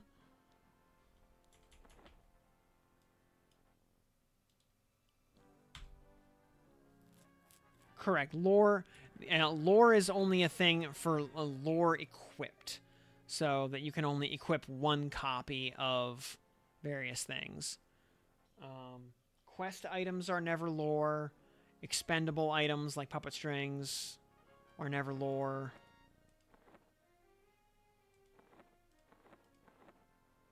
I've also got a backpack full of Midnight Mallets over here, which I have kind of half a mind after the next reset, I will employ these to try to solo Inneruk +4. Which I have not managed to do yet. Actually, I have not managed +3 yet. I've done +2. But not +3. I think this might push us over the limit on that. It's not a huge slow, but it's some. It gives us a little bit of breathing room.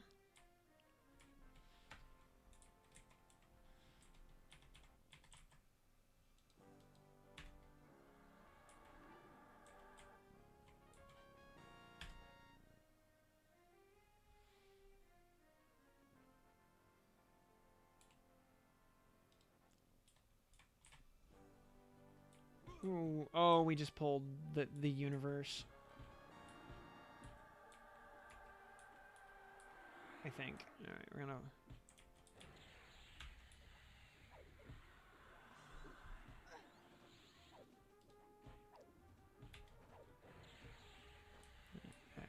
come on. Get Tagar's on there.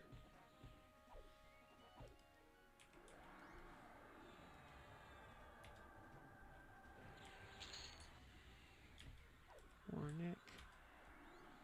Get some heals going. Some smites going. Please get slowed.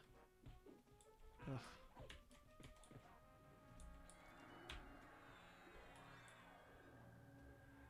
At least now that we have uncapped haste, you know,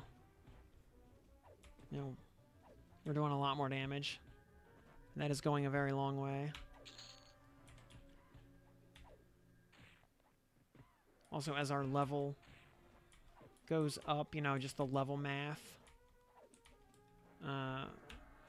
for resists and accuracy and stuff becomes more favorable.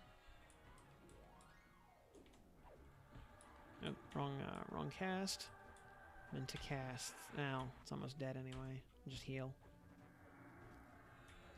Yes, people have Solid Interrupt +4. At least the solo version. And Trap of Logic. I mean, we're trying to level Shaman here. It's been a little not great. Once we get greater healing, I think it'll get a lot better. You know, just these little incremental power gains as we go. We came in here a little early, flew a little close to the sun.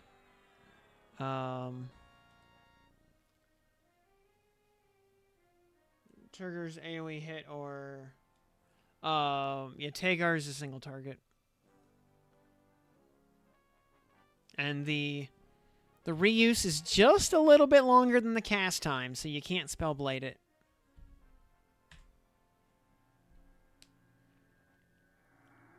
And yeah, any slow is a good slow. Yep.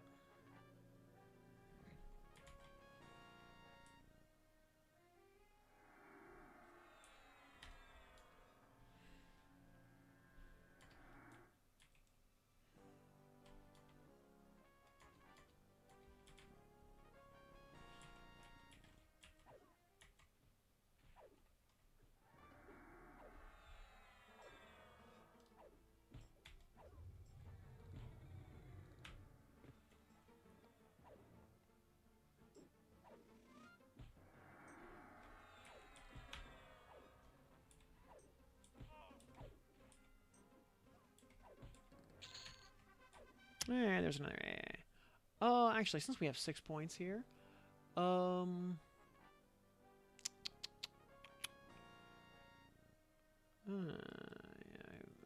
5, 10%. Yeah, we don't need that, unfortunately.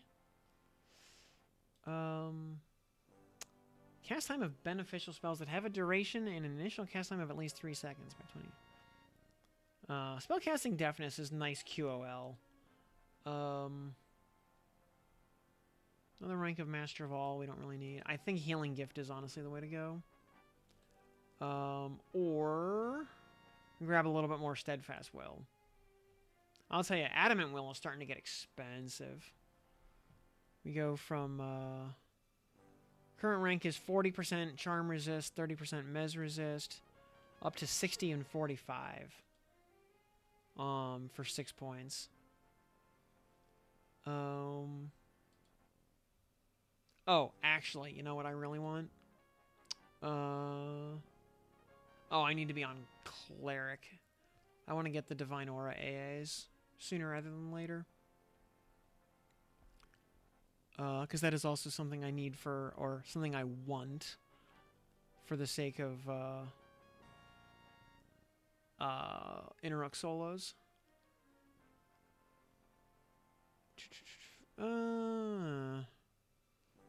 Mental Clarity is just 1 point per rank. Doesn't really move the needle all that much at level 50. We don't need persistent casting. We have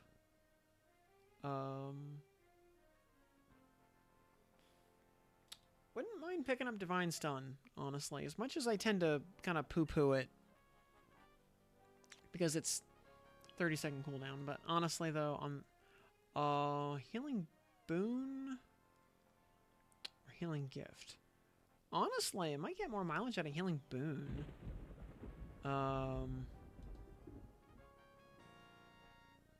Just because that affects Echo heals, and we actually use those way more than direct heals. You know what? Let's actually take a point of Healing Boon. Yeah, it's gonna cost 369. Yeah. Yeah. Next rank goes to 6, and then it'll be a 3610 process.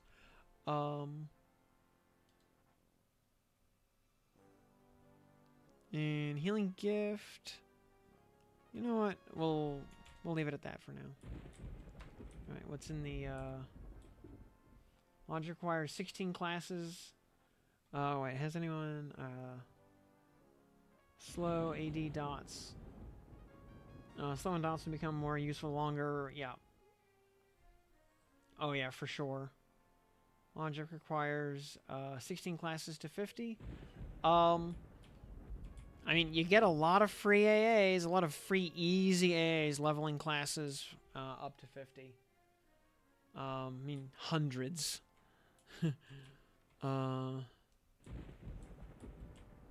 What all? Is there anything in the recital chamber? Nope.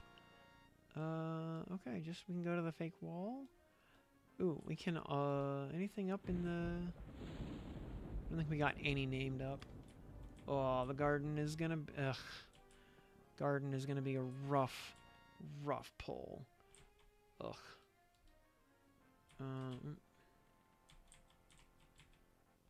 Alright, let's soothe her. Oh, wore off immediately, because soothe does that sometimes. Need to soothe. Shit. Alright, that might be bad. That's bad. Yeah, we're very dead.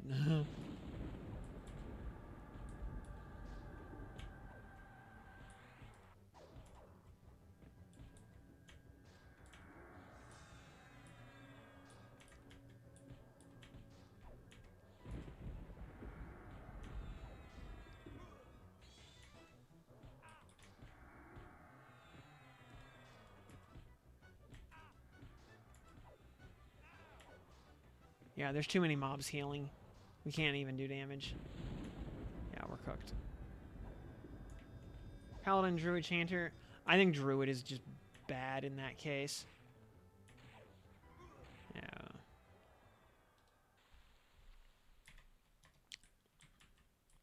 Yeah. Paladin Enchanter is awesome. You know, add Cleric or Berserker in the 3rd slot. I think you'd be a lot better off. Druid's just not gonna bring much to the table. Or, you know, and Chanter's already covering your haste and slow needs, so Shaman becomes redundant. Yeah, I would definitely run Cleric. Either Cleric to boost healing, or Zerker to boost damage, depending on the level of difficulty you want to be taken on. Ports are great, but ritual casting is a thing. You know, you can just go over to my ritual tab here and cast whatever. Yeah, you only have to... I leveled up Druid and Wizard to 22 each. A couple more levels would get the last couple of self-ports on here. By the way, Shrink is also a ritual cast. Druid's the weakest class in the game right now. Very possibly, actually.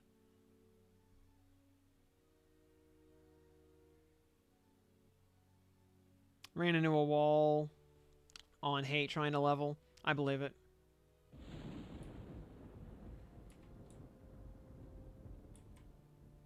Yeah, Druid... Because, like, Druid's problem is that it's a jack-of-all-trades caster in a game that just automatically lets you be a jack-of-all-trades anyway.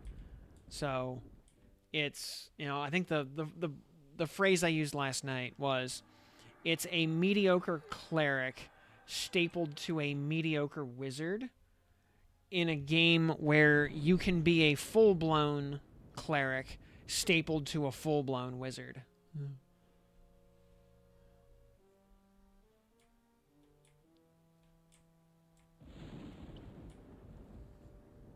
And although I mean, that there's the argument to be made that, Druid isn't just a mediocre cleric stapled to a mediocre wizard.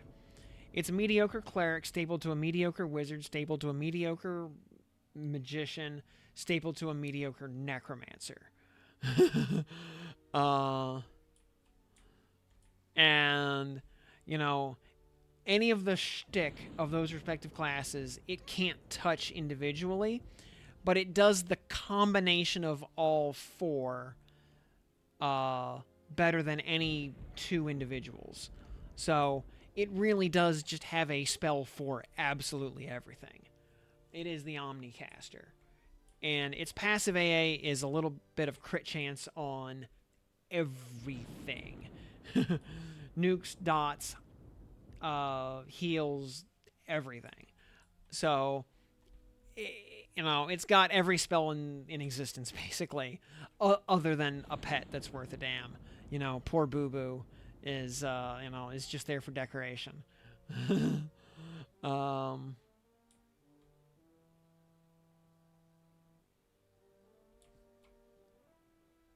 Yeah, lots. Oh yeah, yeah, lots of multi-class caster mobs, and any mob that is capable of rooting you will absolutely burn its entire mana bar trying to accomplish that. Or enemies with snare spells will absolutely snare you. So, got to be real careful with trying to kite.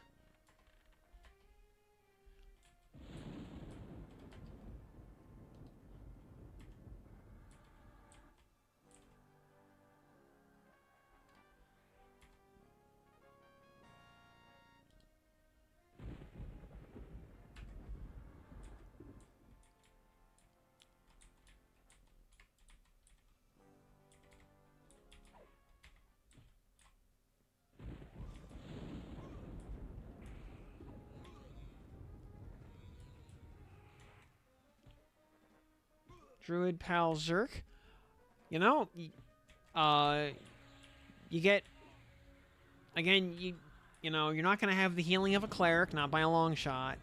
You're not going to have the haste and slows of, say, a shaman or a chanter. But you get some nukes. You get your heals a little bit earlier. Not by much, but a little bit.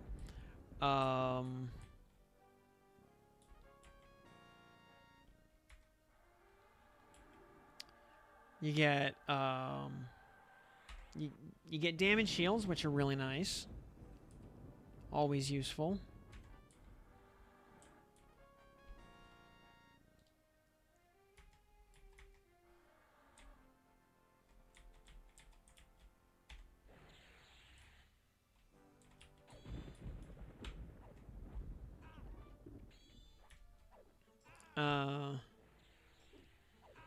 So, again, you know, you get a little bit of everything. But yeah, all that said though, I think Druid could definitely use some love. You could use a little bit of spell identity. You know, give it something other than ports that nobody else has.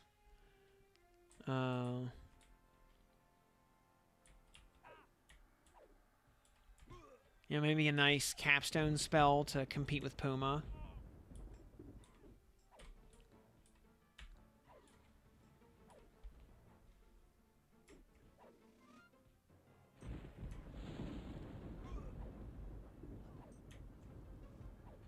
You know, something.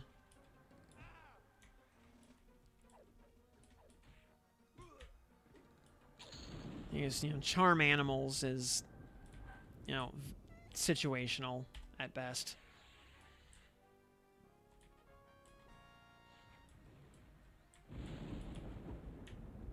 You know, I think it's very generous to call it situational.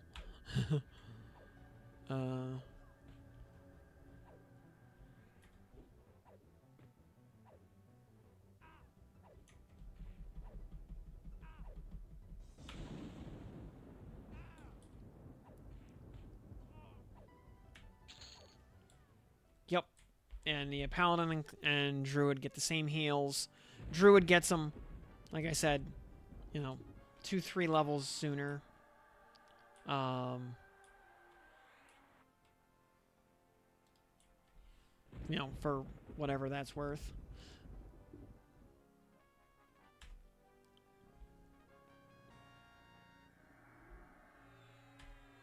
Yeah, you know, Paladin gets superior heal finally at like 48. So give Druids at least healing light. At least.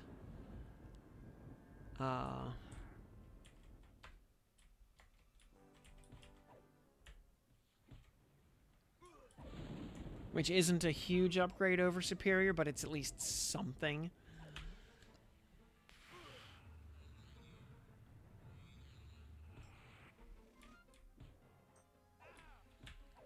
Yeah. I got you liking Paladin? Oh, that's good. Yeah, embrace the lawful good lifestyle. It is a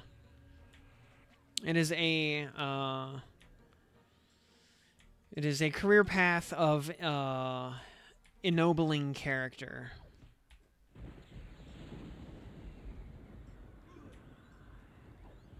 And it will teach you to you know, to ding 28, to stand upright and square your actions by the square of virtue. Do you have any new spells at 28 that are worth prepping? We have a Luring Aura, which is, oh boy, a Charisma buff. Oh, we got Raging Strength, which is just the next Strength buff. Okay. No, 29. Alright, so 28, yeah, I mean, Paladin gets vanilla stun at this level, which is not bad. But otherwise, yeah, greater heal at next level. Yeah, we get Spirit of the Shrew at 29 also. Oh boy. Yep, it's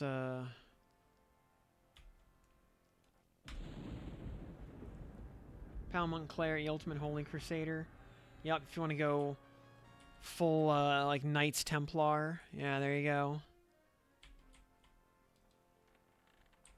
Yeah, and Monk is really good. Like the synergy there is very real. Ooh, that is a gross pack of mobs right there. Gotta tread lightly. We don't want to aggro. We don't want to aggro the whole room.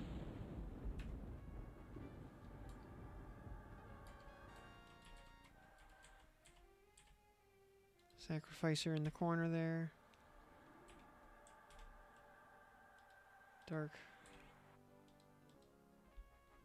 Alright, I think it's safe to maybe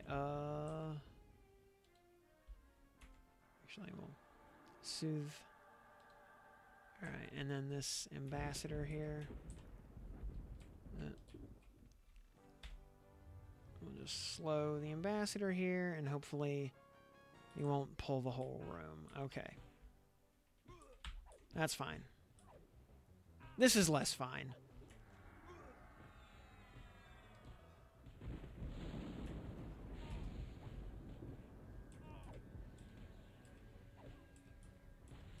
This is less fine.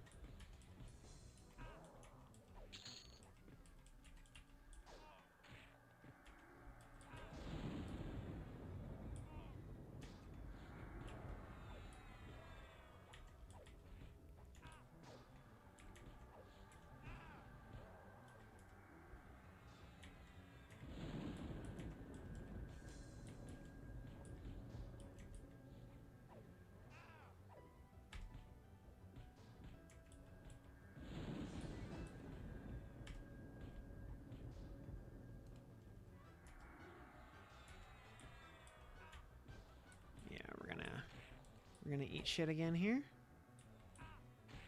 Ugh, yeah, that was just... It's like 5 mobs in camp. That's just not happening. Paldrew is, yep, yeah, it's a 26 or so. Get all the ports.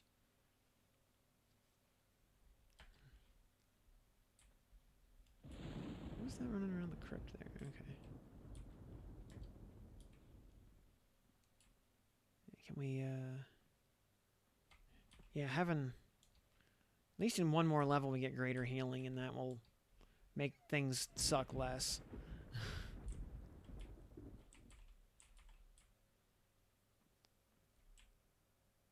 Yeah, some of these rooms are just so dense.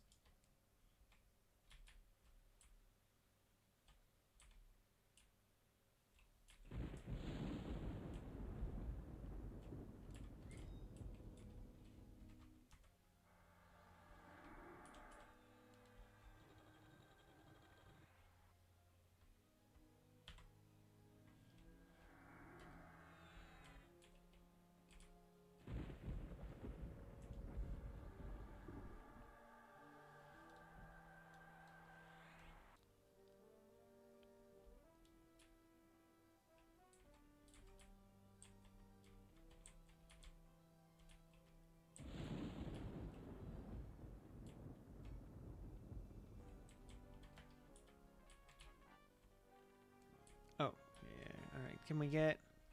No. We didn't even make eye contact with any of the mobs, and yeah, we still, aggroed 5 of them.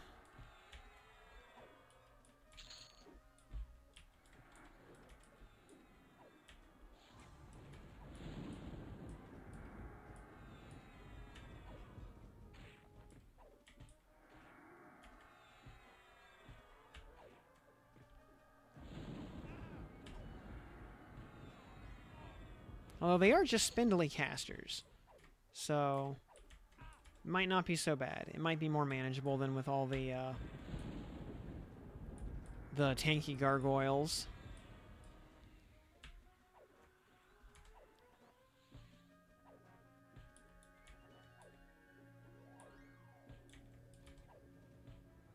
Smite and LOH, yeah, is yeah, especially the Zerker synergy with, yeah, though you do blow up your mana bar real quick.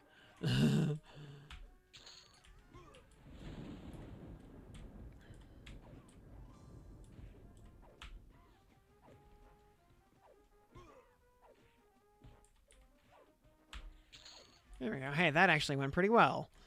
For being 5 yellow cons on top of each other. Yeah, it went relatively well. Yep, just because their HP is just so low.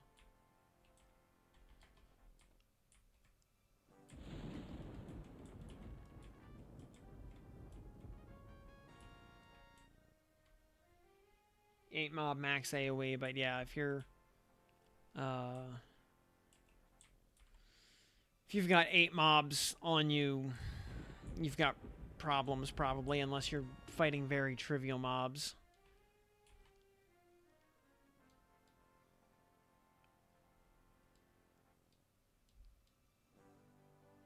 We can go back to the kitchen now. Or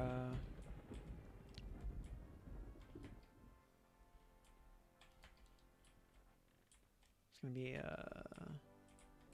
no gargoyles in here? Oh, there they are. Oh geez. Oh wow. Okay, wow. That room is you can't even like see them because they're all like up on the Alright. I see what happened there. That's why alright, yeah, they got the drop on me.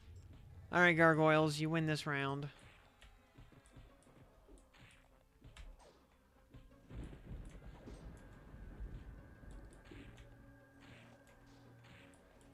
Yeah, go ahead and kill me.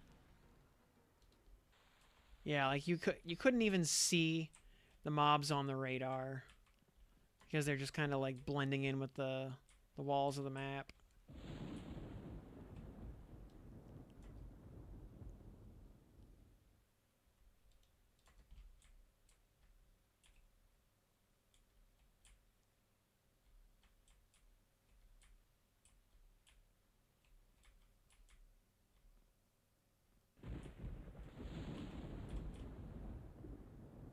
But that explains why that room is labeled Gargoyle Lair on the map. There are absolutely a lot of gargoyles in there. They're going.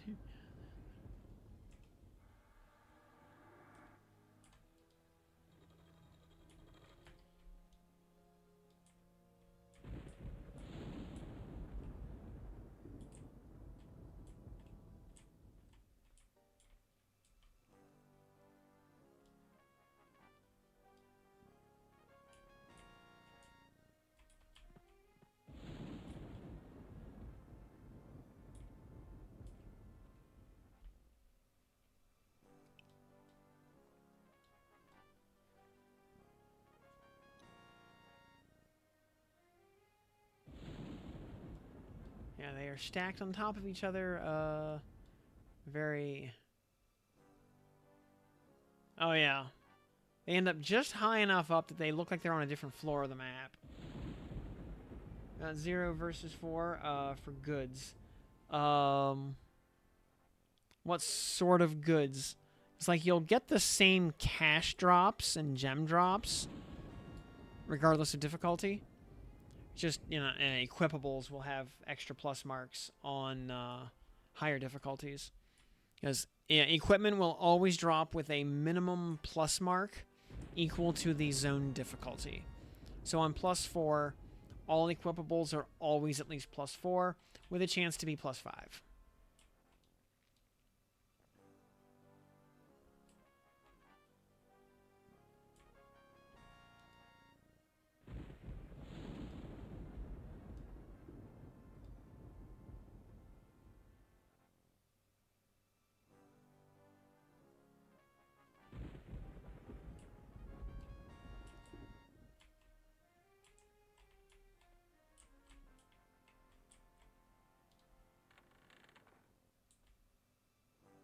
And we got none of the named.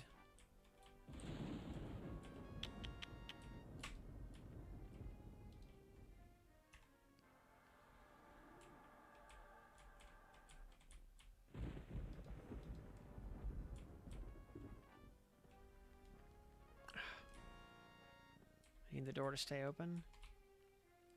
Because I need to be able to soothe that gargoyle from right here.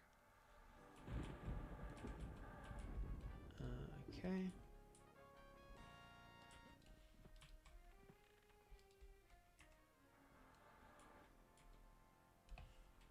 And then... Ah, crap. That might be too... Oh, jeez. Spin's done. Ow.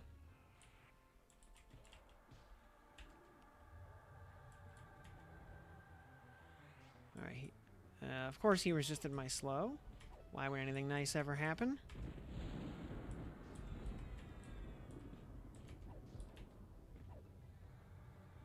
Meanwhile, he resisted it again. Of course he did. Of course he did. And of course I got slowed, because... Ugh. Alright, you know what? We're going to start with the shaman here that's slowing me.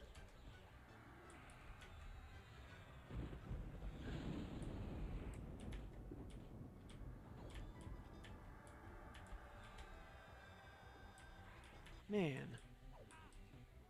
Oh my god, there's like 4 of them. Ugh, this is just an exercise in futility at this point. Like, we can't...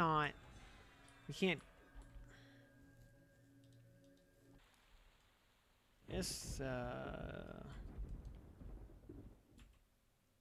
yeah, in trying to be able to click on one thing, we end up aggroing 8 others. I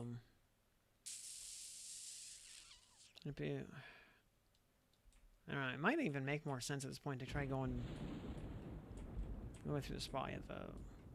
If we could get... if we could get like 1 or 2 of those mobs dead in the garden there, we could break the rest pretty easily. Just, we gotta be able to get through the door to be able to target things. And, like, getting that first functional pull is the hardest part. After that, it's easy.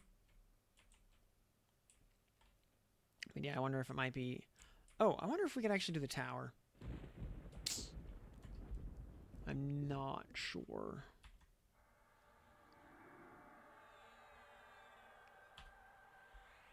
And yeah, this is 100% the true Mistmoore experience.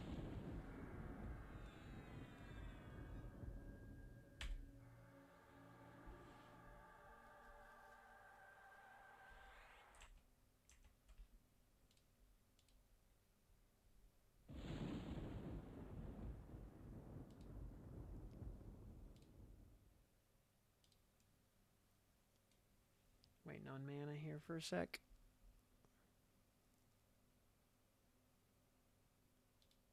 You gonna train out every 5 minutes? Yup. At least we don't have that to deal with.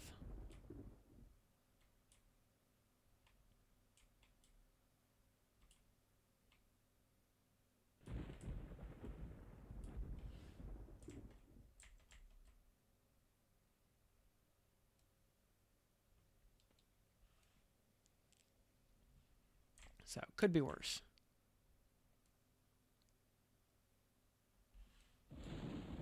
And also we have the zone set to not respawn, so if we try hard enough, we could actually just kind of like zerg our way through the zone. Kill 1 mob, die, respawn, run back. Kill 1 mob, respawn. Kill 1 mob, respawn.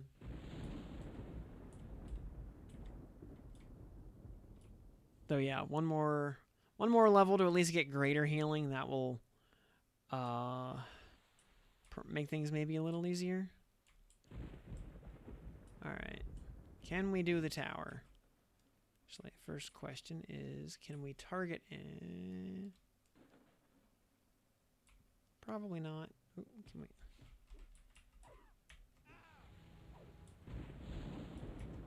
Maybe. Okay, that little... The lip on the elevator there, I think, is just enough to block their line of sight and make them not aggro.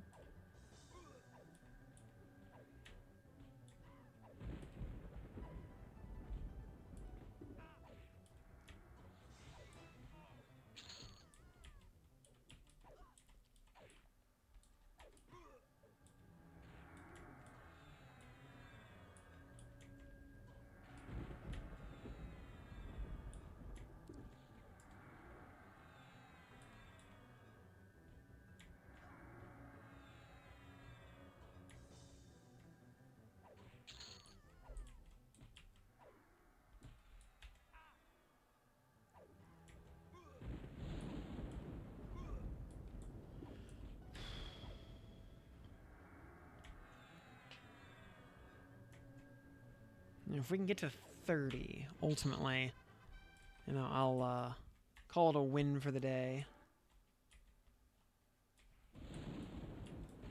Ow, that was a harm touch to the face right there.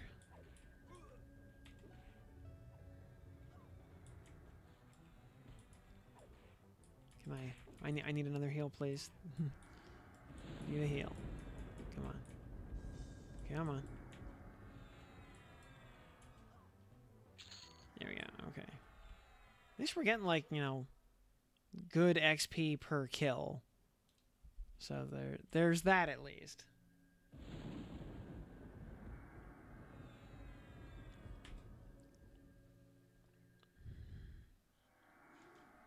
And I think also on, like, +2, this would probably be, you know, way easier. So I think, you know, thinking into the future, if we were going to use Mistmoore as a main leveling spot, taking classes from, let's say, 25 to 35, I think we'd probably do it on +2 instead of +4.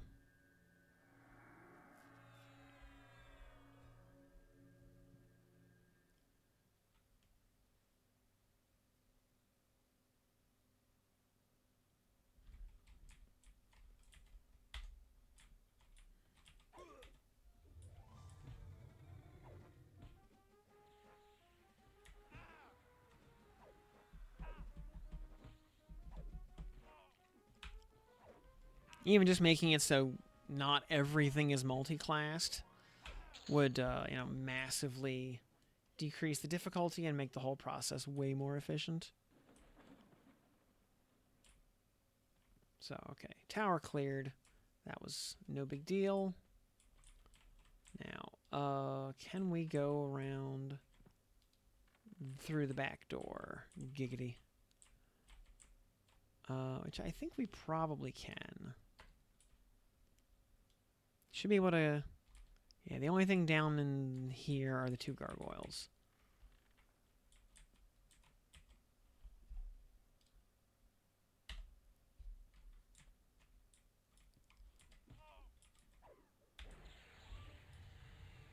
Or the gargoyle and the dark offer or whatever.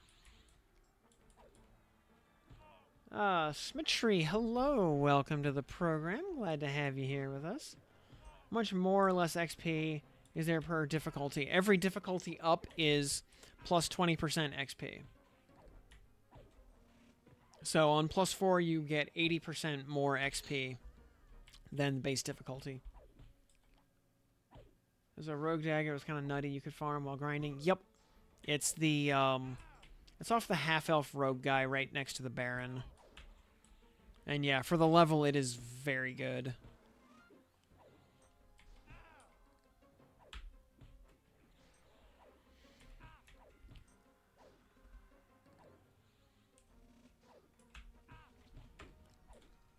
Let's see, the,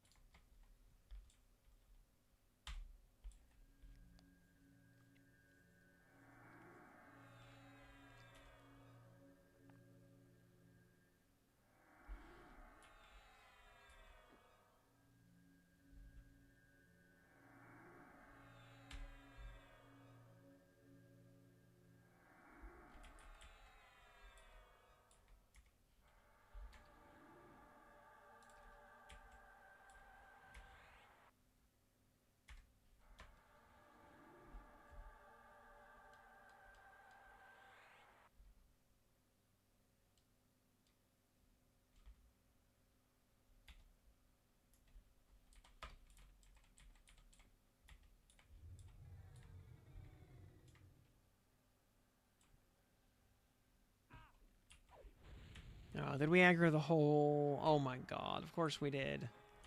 Of course we aggroed the whole bedroom.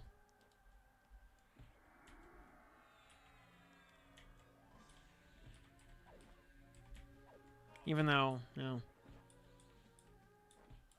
These two were soothed, but, you know... That doesn't matter.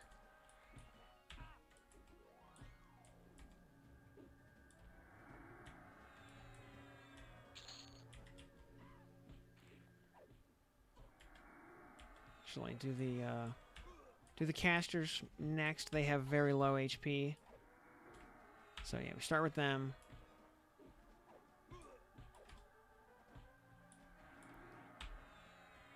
Because the sooner their HP hits 0, the sooner their DPS hits 0. Actually.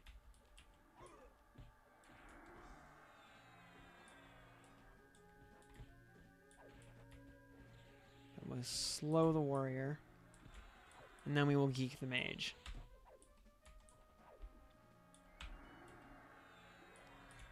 Good news is the sage will ding us 29.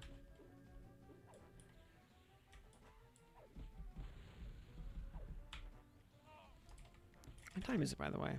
Oh, yeah, it's almost midnight. Oh.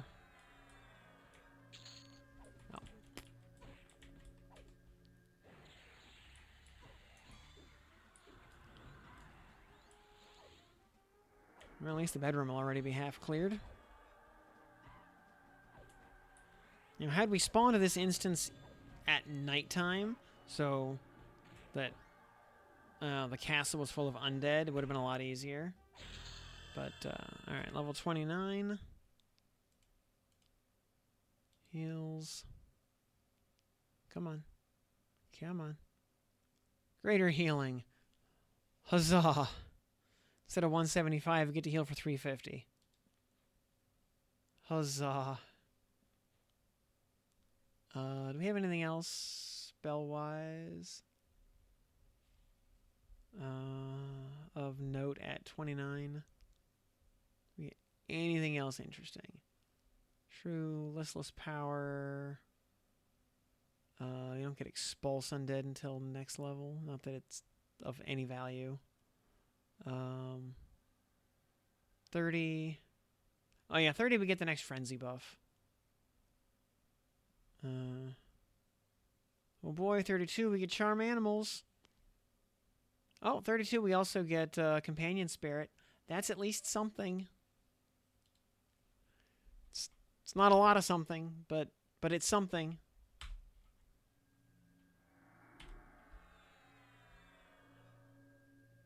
Is there a percent plus for each character 50? Nope.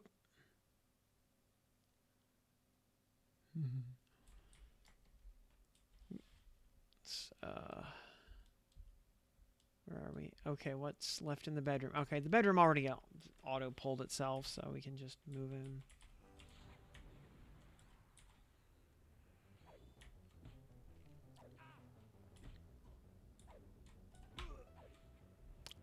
Other than the fact you get a main class unlock token the first time you hit 50, there's no special thing you get for getting classes to 50.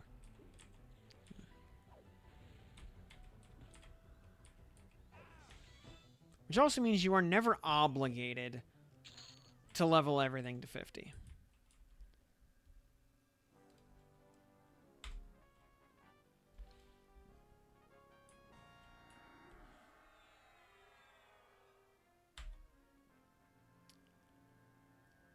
Casting, myself or game? I'm not sure what you mean.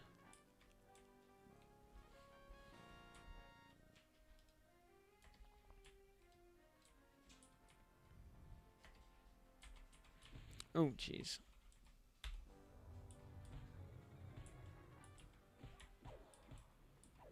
That was a lot of mobs. Oh, all the casting? I mean, yeah. Yeah, I am casting all the spells manually. There's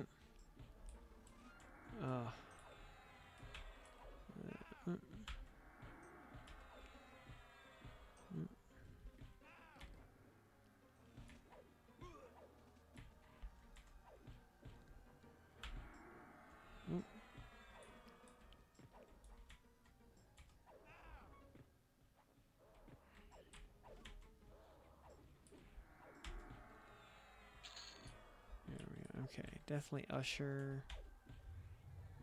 Tagars, okay. This idiot is slowed. Okay, greater healing is still not gigantic, but it's a big step up. Oh, this one's a cleric. Okay, that's not good. The other one's a shadow knight. Okay.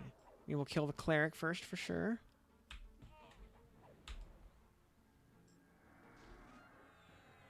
Once unlocked, it stays that way, right? Yep. Oh, yeah. Yeah, yeah, any class and anything you have unlocked stays unlocked forever. So, you can, yeah. If you unlock another main class, you can always swap back to your original main class. Just like the stuff that you pick at character creation, which is, your main class, your starting race, and starting deity. Those are all permanently unlocked automatically. So you can swap away from them once you unlock other stuff, and you're always free to swap back.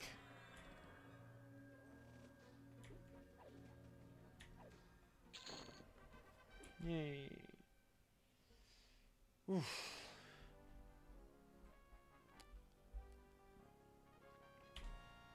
Yeah, so my main trio is Paladin, Cleric, Berserker, so those are the 3 at 50. Everything else is way behind.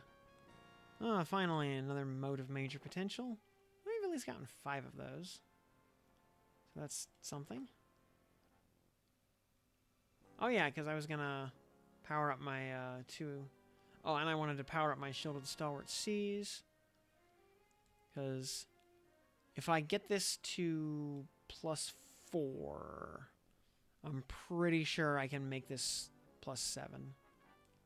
In fact, while I'm kind of medding up here,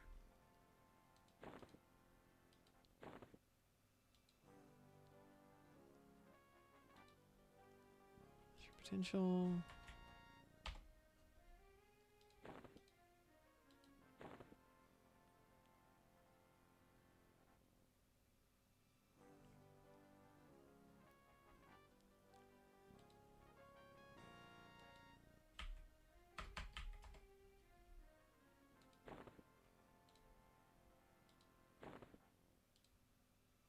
If I put this in here... No, I need 5 more points.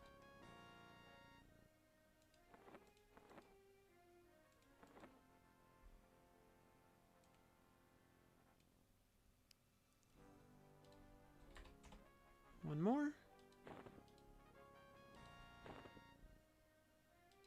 And now this should move my +6 up to +7. Do we get to 60 AC? 59. Alright, still 59 AC on a shield. Oh, token pick was Enchanter. Not that, not that I put, any thought or consideration into it. It's like, meh, whatever. Okay, we got 2 mobs over in the drawing room there, so we can just...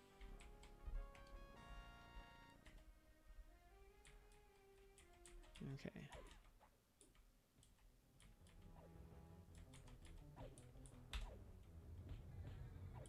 Okay. And then this one, also a rogue. Alright. Slow both of you idiots.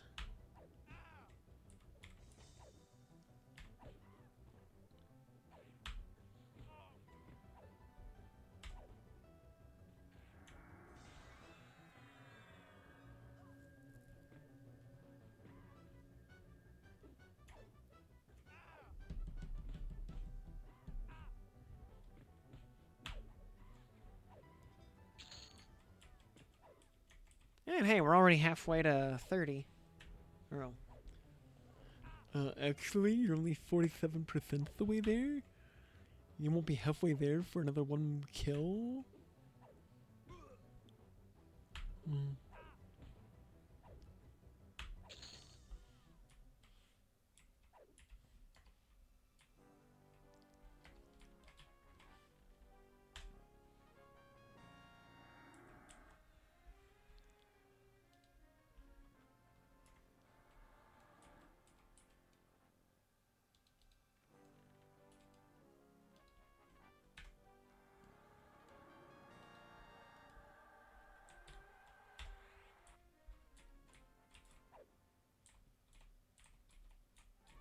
Oops.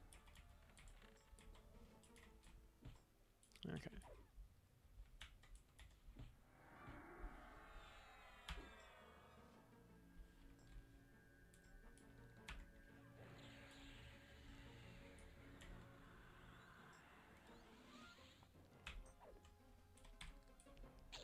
Changer plus mage and beast. I mean, if you want to go full full pet lord, I think that's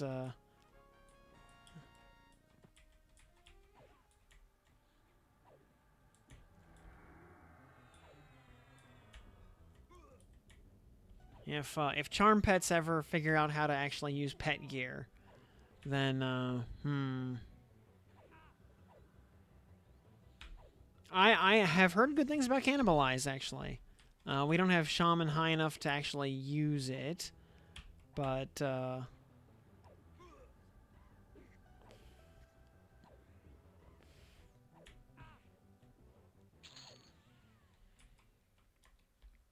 apparently you have, kind of like borderline infinite mana if you play your cards right.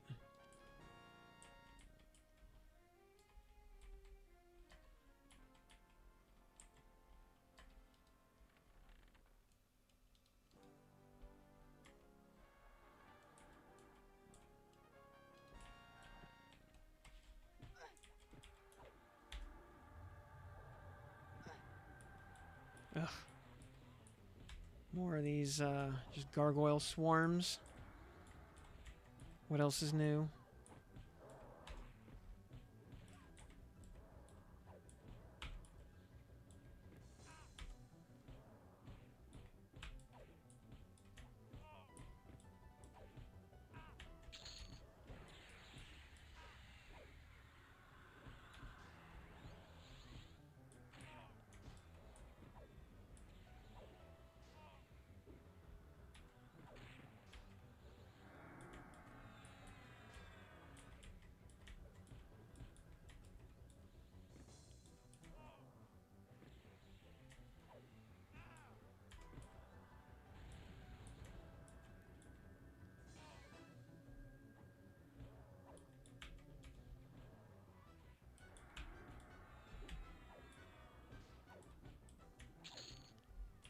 Okay. Can we please?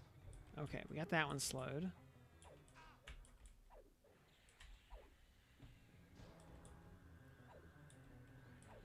See, it's getting easier as we level.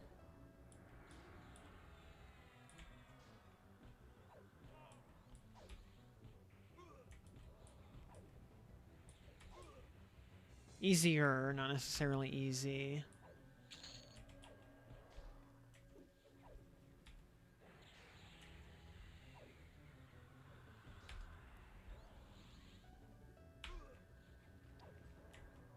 Okay, like one more mob after this and we should hit 30.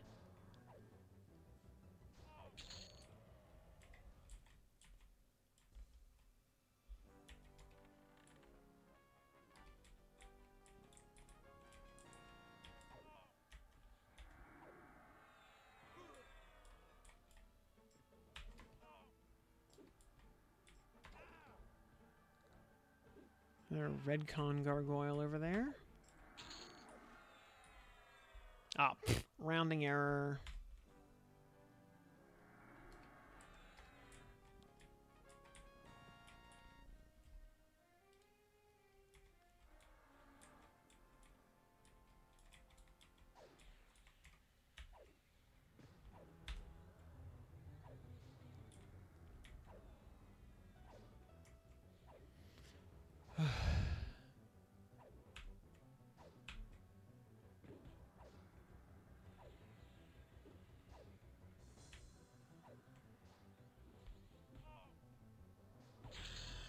Hey, there's level 30. And we get Unbound Cascade 2 at 30. That's cool, I guess. Which is, I think, crit... yeah. It's, dot crits. Increase, damage dealt by dot crits.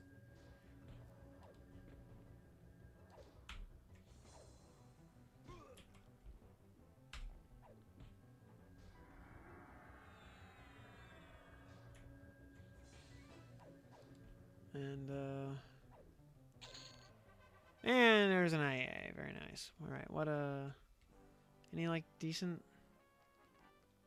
Yeah, Fury. Alright, well. It's at least something.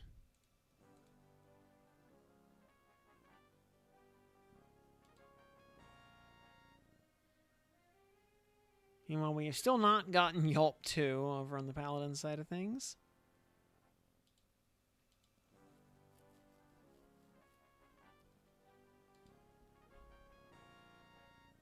Sharpshooter's Bandana. AC, Strength Dex for something in Blackborough? That's alright.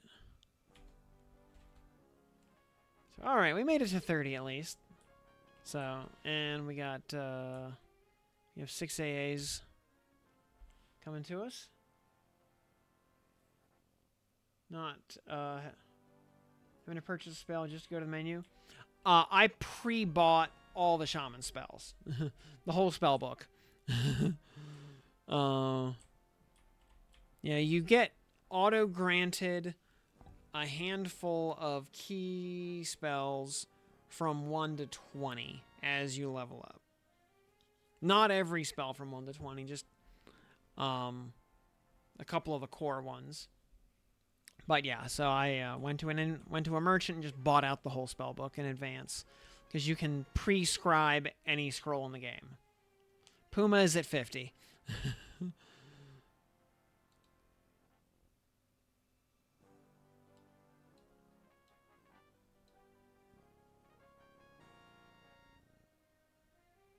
Oh, hey, we get improved IVU on Paladin at 63.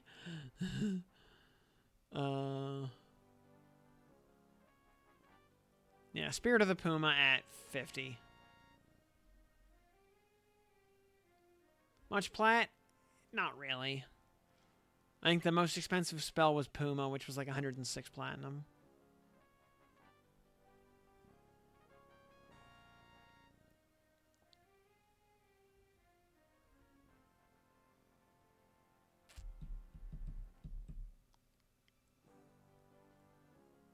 Oh yeah, you know, at 50, yeah, you know, Shaman gets Talisman of Jacinth, which is handy. It's useful because, you know, group disease resist.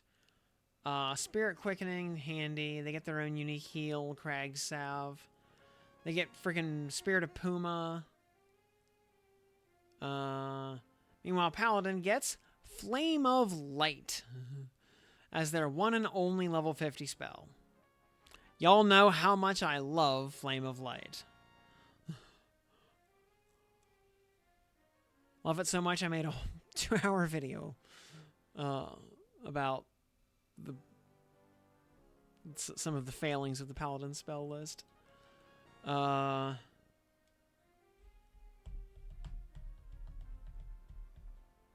other classes have them at lower levels. Yep.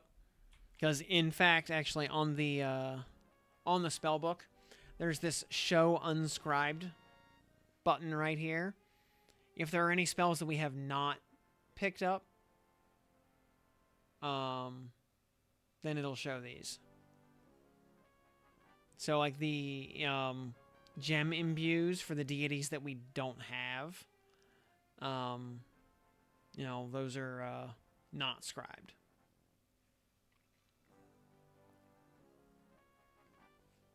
Versus, you know, so if we switch over to, like, Beast Lord on this list, unscribed is most of them. You know, the spells that are not hand-me-downs from somebody else. We see all the spells we haven't bought yet.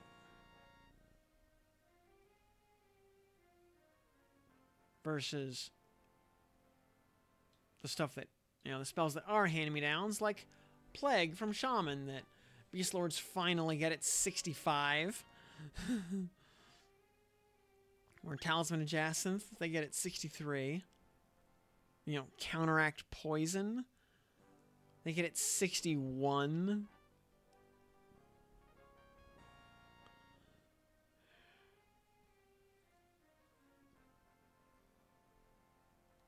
So,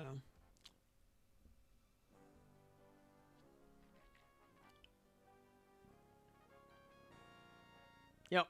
But yeah, every spell scroll you get your grubby mitts on, you can just scribe immediately. Doesn't matter if you've leveled up that class or not. For that matter, if you just created your character, you're a level 1, you just spawned into the world, and someone hands you an Ice Comet scroll, you can scribe it on the spot.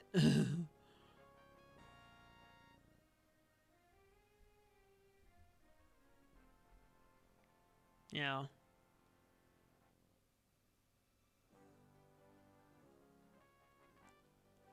Poor rogue leveling back in 99. Yeah. Hey, Druid doesn't suck the whole way through. Druid's pretty good from, like, 15 to 25 while it's learning its port spells.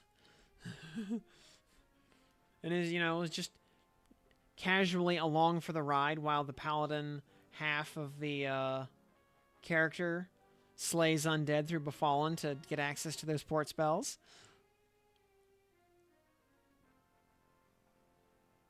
Yeah, I mean the actual, yes, that's what I thought you meant. Yeah, because I never played P99 either.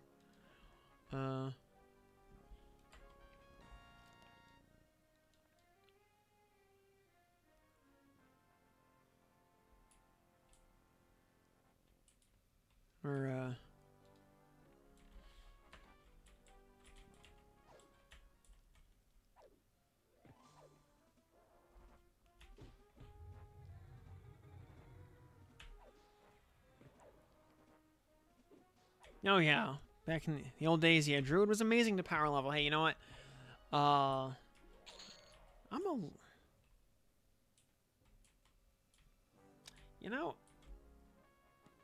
I want to try something here. We're gonna quit Expedition. I want to see, Toxgate, West Commons, Stone Brunt, Steamfont, South Row. We're actually going to port back to Fearrot for a second. I want to see, like, how much XP do giants give us in Wrath Mountains? Like, speaking of druids kiting, you just kind of got me thinking here for a second.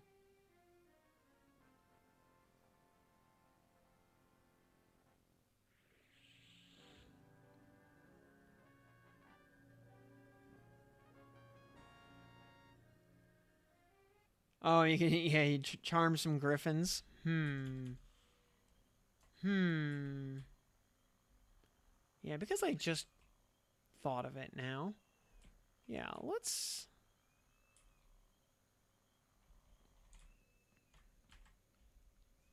I'm curious how giant XP is. For as much time as we spent hanging around, screwing around in Wrath Mountains, we never bothered actually, like, doing it for XP or anything, but if giants are decent XP, then, that's a thing. If they are. Being an outdoor zone, I'm sure it lacks any kind of meaningful Zem, but, oh well, is what it is. Oh. Hold on. Oh. No bat wings. Oh well.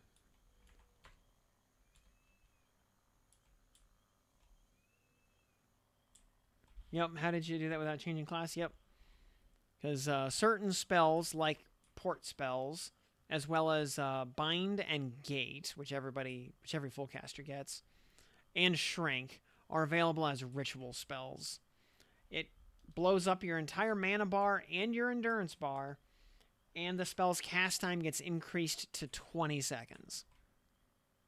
So they are meant for, out of combat type of casting, kind of like ritual spells in 5th edition D&D.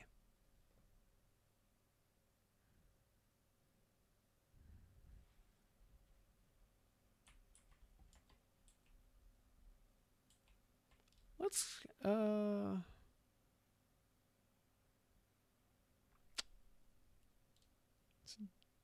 disable. All right, we will enable respawns, but we will make it a solo +2. Just for funsies.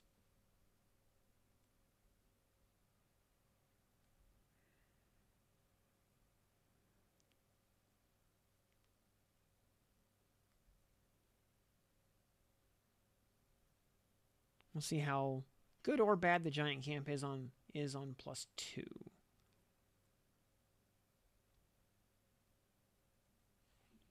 Honestly, at these levels, maybe it'd be better to go do like bottom of CT or something.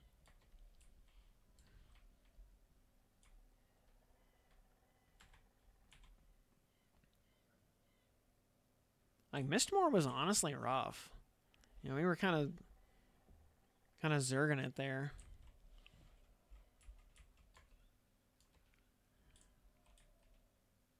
Oh, Mistmoore on +4 was kind of rough.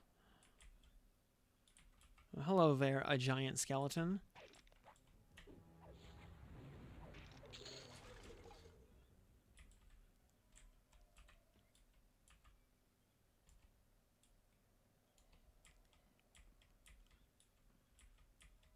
Those things are too low to matter.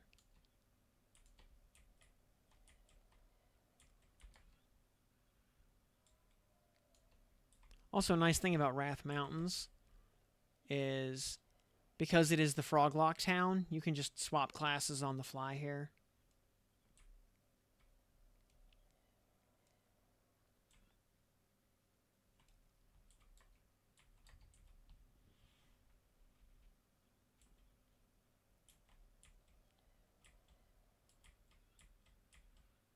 Oh, Hasten Bootstrutter's up.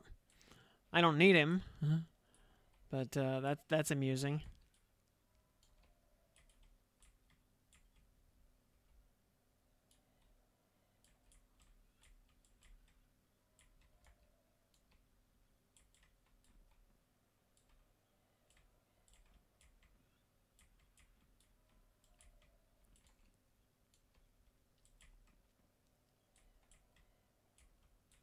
Also got a couple of merchants over here.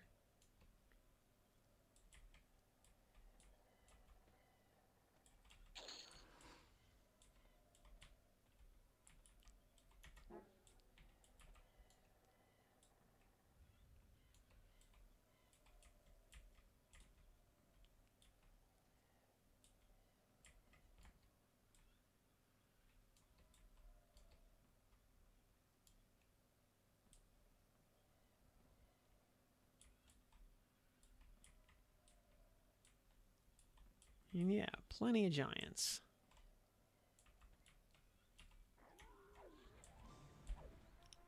Red Con Giant here at 36.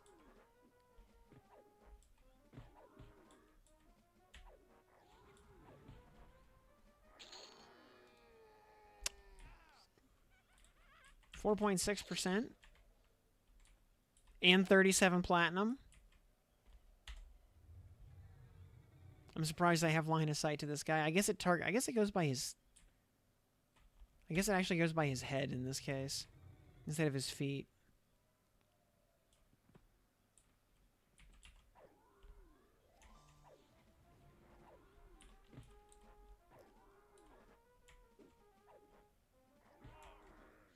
Giants +2? Is this maybe the play for a couple levels? Although by By 30, we could probably actually just head to Guck at this level. And just go grind ghouls until 50. And probably have no trouble at all.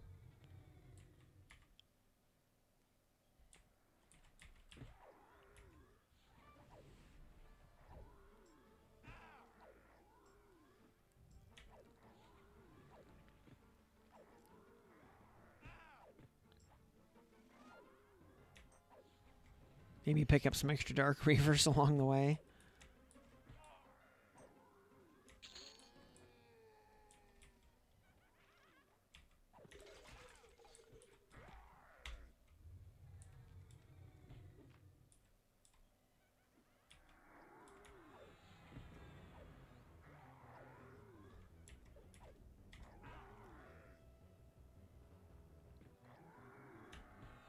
This?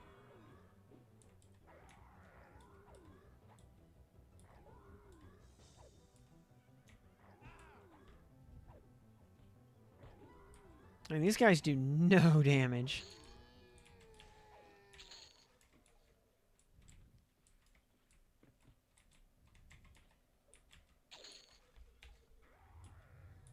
Also, you know, getting them one at a time instead of 5 or 6 or 8 at a time.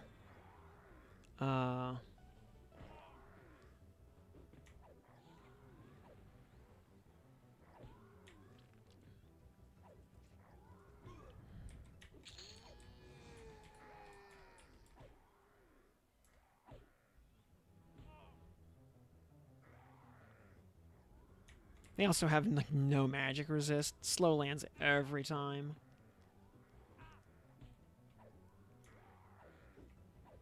They also have no HP. Granted, they're now single class because we're only on +2. But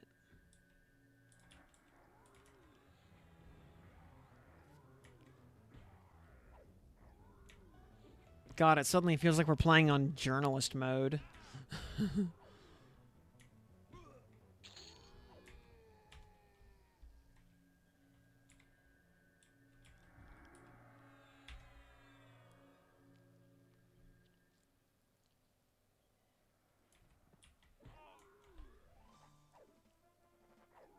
After going from the deep end to Mistmoore. Just to comfy giants.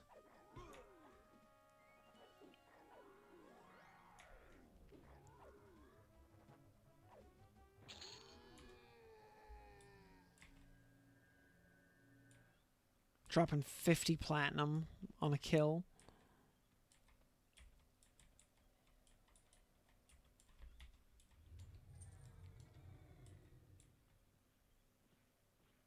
That damage casting shaman spell.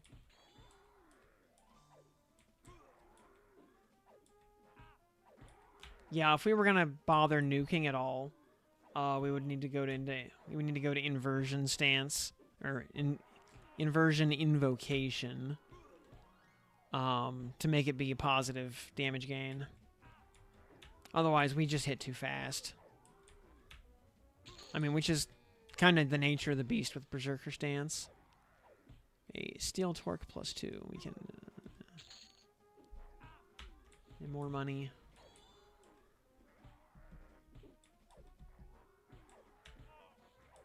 Besides, if we want to turn mana into damage, we can just use Smite.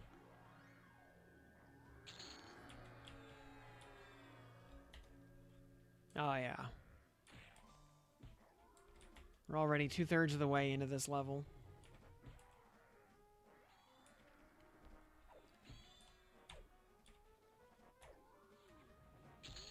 And Purify Priest, by the way, thanks for tuning in and hanging out with us tonight. Good to have you here.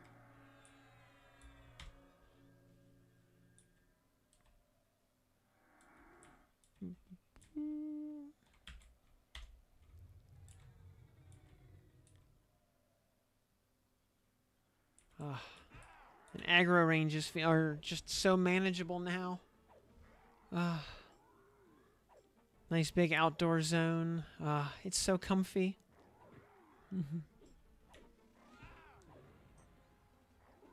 Not wasting time trying to pacify 4 mobs.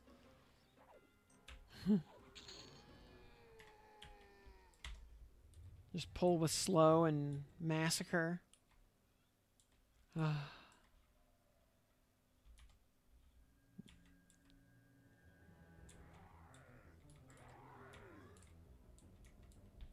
Honestly, I probably could have come here at 25 and been better for it.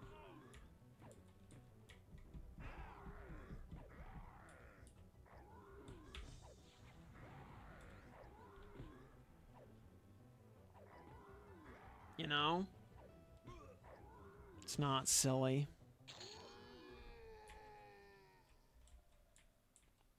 Hit 25, come to Wrath Mountains, kill giants until 35. Walk away with a Brazilian platinum.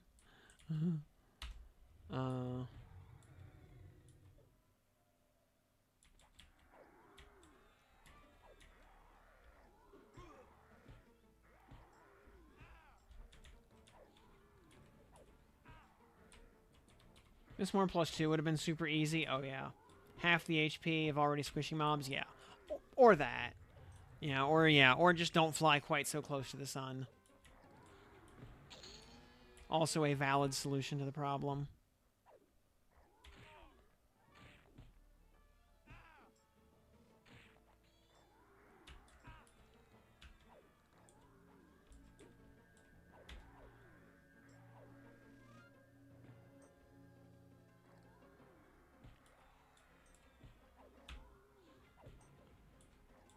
Also, yeah. Like, don't even bother hitting Mistmoore until getting the improved version of law, until getting Soothe.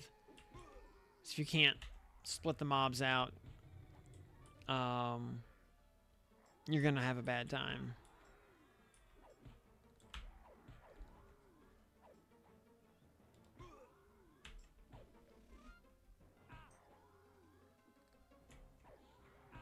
Yeah, stockpiling hilts. Maybe, you know what, maybe come here. Maybe do like 20, 25 to 30 down here. Head to Mistmoore at 30. And just be able to go straight to the spa instead of wasting time downstairs. Because, like, 30 is roughly when I was able to actually, like, hold the spa and bedroom for real. And not get ganked by a bad set of respawns. Yeah, you, while you are casting... Hey, ding ding hey.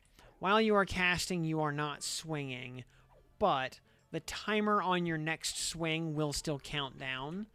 You just can't do the swing until you're done casting.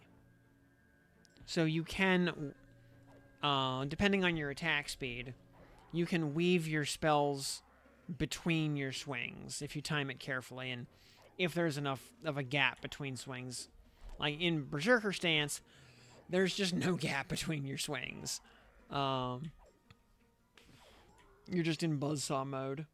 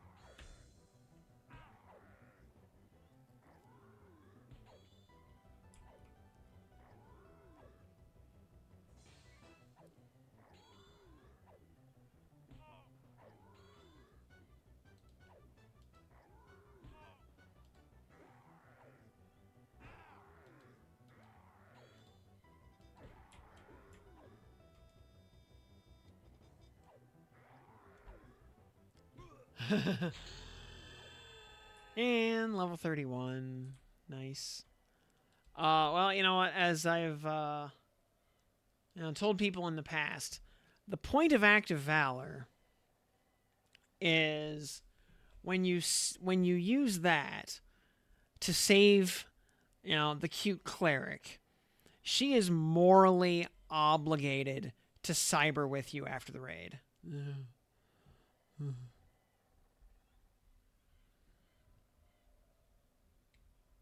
Like it's just common courtesy. Mole, shifting, scourge, nothing. Basic buffs, more like stat buffs and junk. Though I will say, like, if we got rank 2 of active valor, like that actually has strategic value, hypothetically. It has a use case. Rank 1, not so much.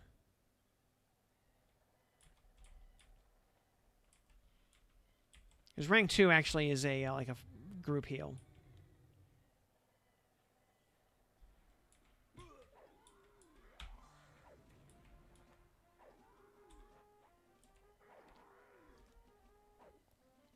But otherwise, I think active valor is just there for style points. But, earning the affections of a cute cleric, totally legitimate way to, or reason to spend 3 AAs.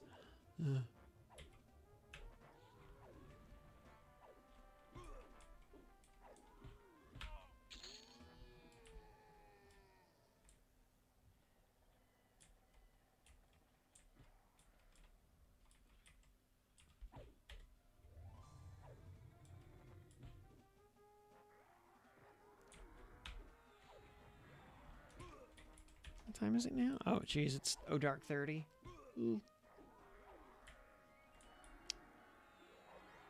And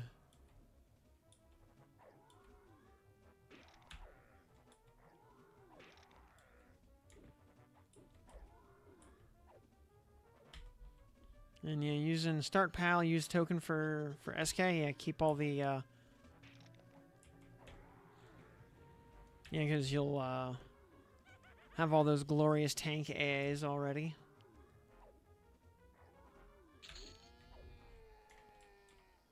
Replant, man.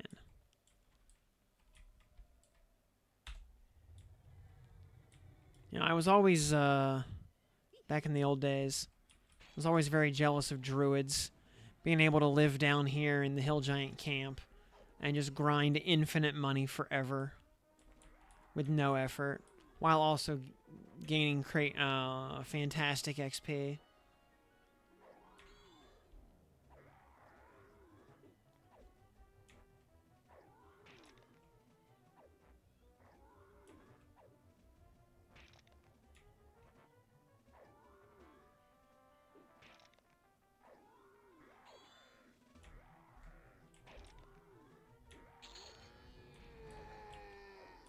And they drop fine steel as well, on top of the unusual amounts of cash they carry. Druids can kite if they want to. Unless... Oh, stupid Tainted Hill Giant also hitting me from behind, it looks like.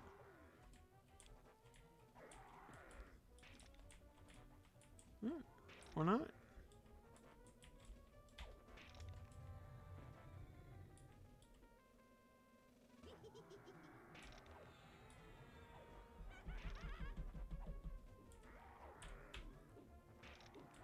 On the other hand, they might just be subclassing a tank and just fighting everything face to face.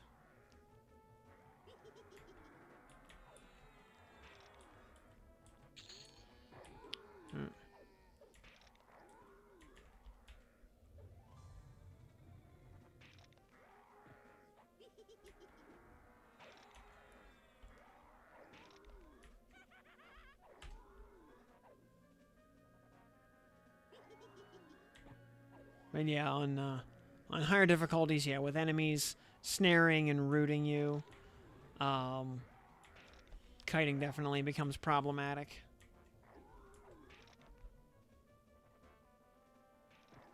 But as long as you're on like, you know, +2 or below, so enemies are still single classed, then shouldn't really be a problem. Oh, come on.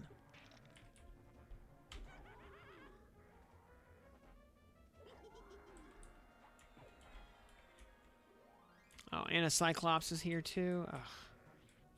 Stupid Cyclops. Oh, jeez. Alright, we have now, we gotta actually relocate a bit because we are attracting, like, way too many mobs.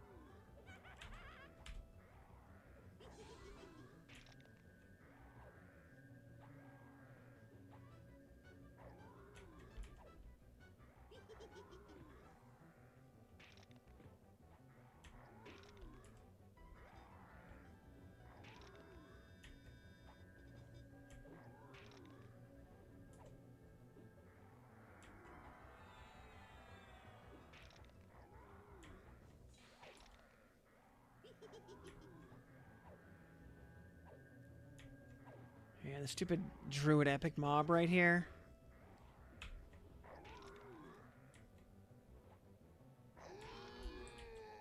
So he's a little disproportionately strong for the area. The ancient rock. We will sell the ancient rock for free.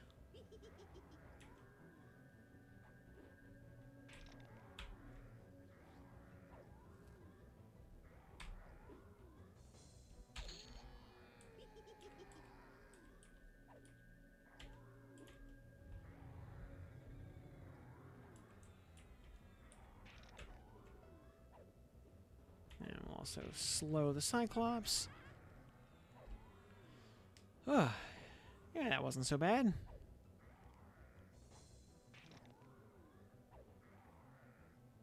Just gonna stack epics in the any slots. Probably quite a few.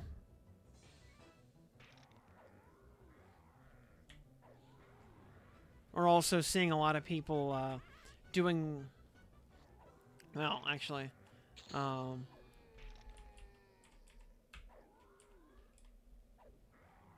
know, if they ever... You know, it'll also depend a good bit on whether we get the ability to move exaltations from one class-specific item to another item that is specific to another class. Like moving a Necro Epic exaltation onto the Mage Epic. Actually, the Mage Epic is a spell, so you can't plug exaltations into it. Don't actually me. They turned it into a normal item on live when they added ornamentations. I'm sure something similar will happen here.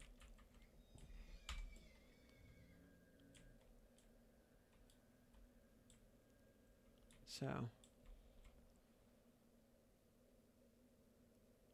carry a 2-hand times 2. Yeah, and yeah. Sadly, you can't swing the extra 2-handers, but you can definitely have them, you know, especially once we start getting 2-handers with armor on them, armor class on them that are like basically shields. Like Fiery Defender only has 15 AC on it. But that would become like 25, so you plus 10 it. Not that that is easy, but you know, compared to just plugging shields in there, though, you know, Shield of the Stalwart sees 59 AC. I think, is the... Let me actually check the pet slot. Versus... in Decolite Breastplate is 53 at +5. So I think Shield of the Stalwart Seas is the highest AC item in Old World. Narrowly beating out the Decolite BP. Oh yeah. Rogue Epic. And Rogue Epic is so easy. Yeah. Yeah. Haste stats. Yeah. Backstab mods. And then... every epic also, has a big deck of stats and saves and stuff. So, especially the two-handers. So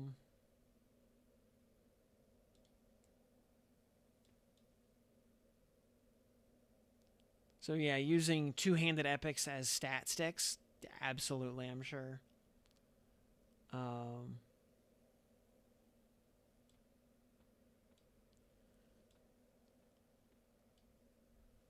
But yeah, it is, we are getting into the wee hours at this point. I still gotta walk my dog and go to bed on time to be able to wake up and go to work in the morning. Rogue easiest epic? Probably. Yeah, I would say probably. Paladin Epic gets easy in the context of not having to compete for week-long spawns.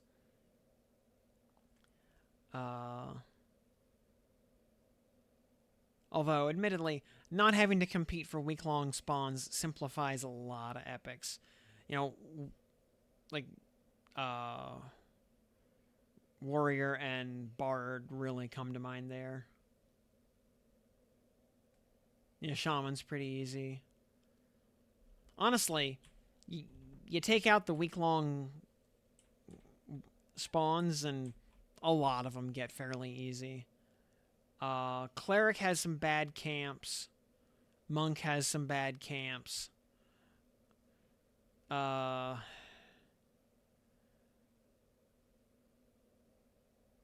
Yeah, Monk also...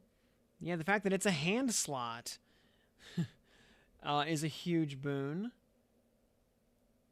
I think they'll change Cleric Epic to PR clicky. Possibly, although depending on if the Plainest Sky necklace gets nerfed into Oblivion or not, because if the necklace maintains a PR clicky with a usefully low cooldown, then just like another PR clicky feels a little redundant when they could make it be something a little more unique. Druid's pretty easy, I think. And I don't know, with all the week-long spawns no longer a problem, like how hard is Necro Epic? Because like that was one of the problems with Necro Epic, was because it was like doing like the fear runs and stuff.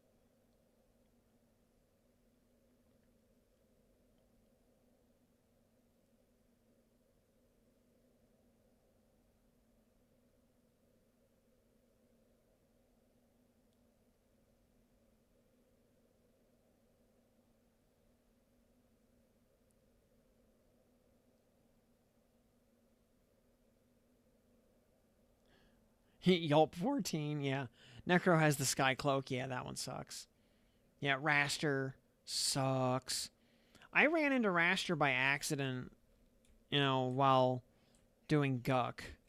I was just running from Ghoul Lord over to Froglock King and just ran into him, so I popped him.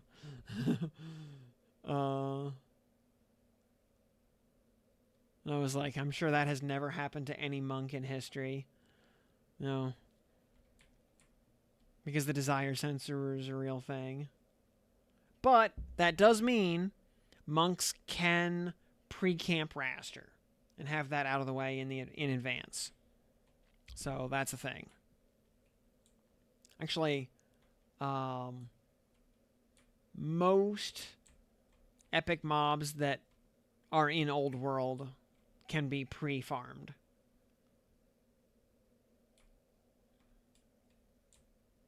And yeah, with on-demand raids, everybody getting their own dragon scales and Finnegal spines and stuff like that. Yeah, mage. My heart goes out to the mages. Yeah, there's no way to make that not suck.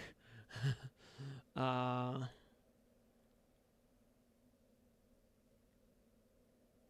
well, I don't know. Maybe you boost the spawn rate of a couple of mobs like Quillmane, and Mage Epic starts to suck less.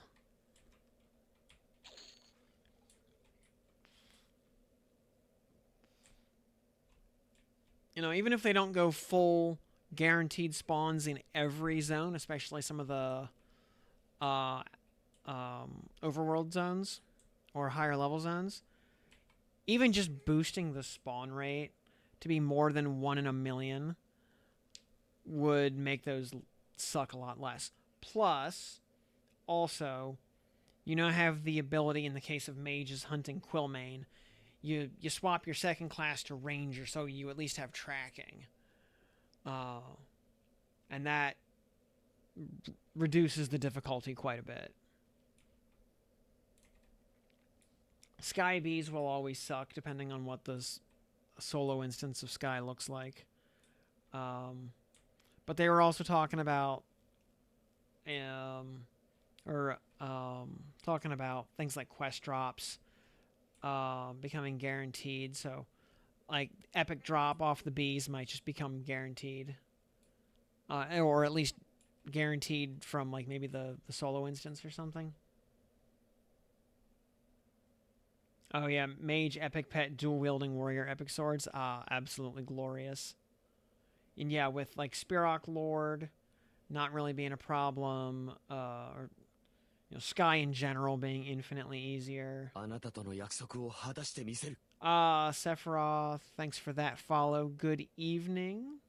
Glad to have you here with us finally. Better late than never. Yeah. Now that you hit the follow, now you can, ring that bell like it owes you money. And no epic is possible before Kunark. The quests are straight up disabled. Yeah, NPCs are just not active in the world. Like if all the NPCs were actually active, it would be possible to get a fiery defender in Old World because you never have to go to Kunark for that, like you do for a lot of the other epic quests. It's all Old World and Plains. But the NPCs just aren't spawned into the world until Kunark is active.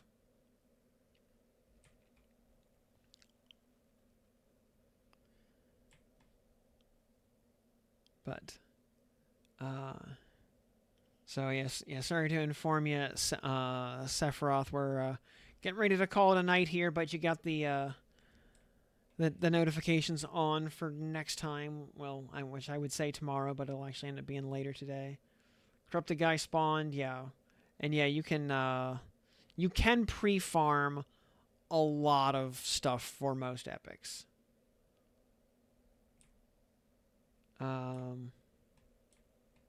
Had a monk guy spawn where the Kobold King was supposed to. Interesting. So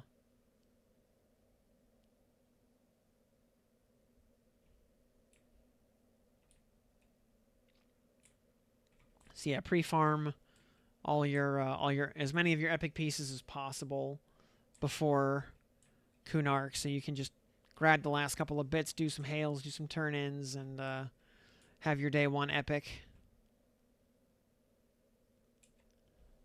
Most epic pieces are no trade, but not all of them. For example, and this is also true. Well, it's like this on live.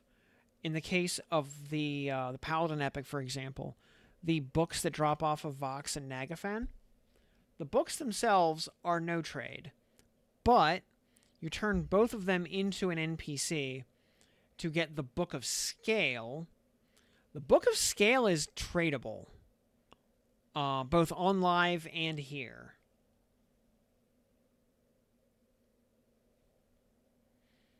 So, yeah, you can actually trade the Book of Scale, which is kind of silly. Uh, I'm sure, given the itemization changes to things like Befallen and Blackburrow, I'm sure the epic items are going to go through some, you know, at least that level of itemization revision to make them relevant and worthwhile within the context of the game. Because some of them, like the res stick, just don't really matter here.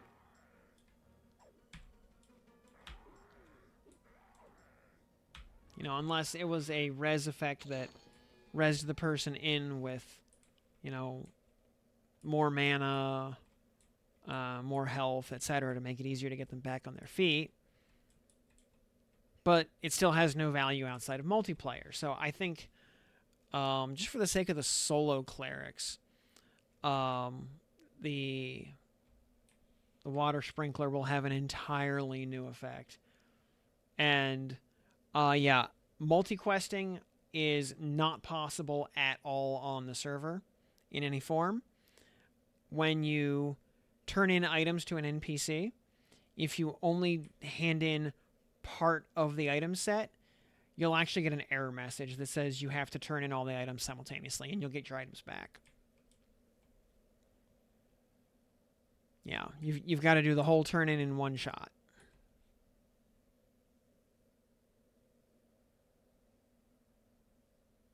So yeah, no multi-questing at all on the server. But anyway, it is, well, it's almost 1 in the morning. I really need to go to bed.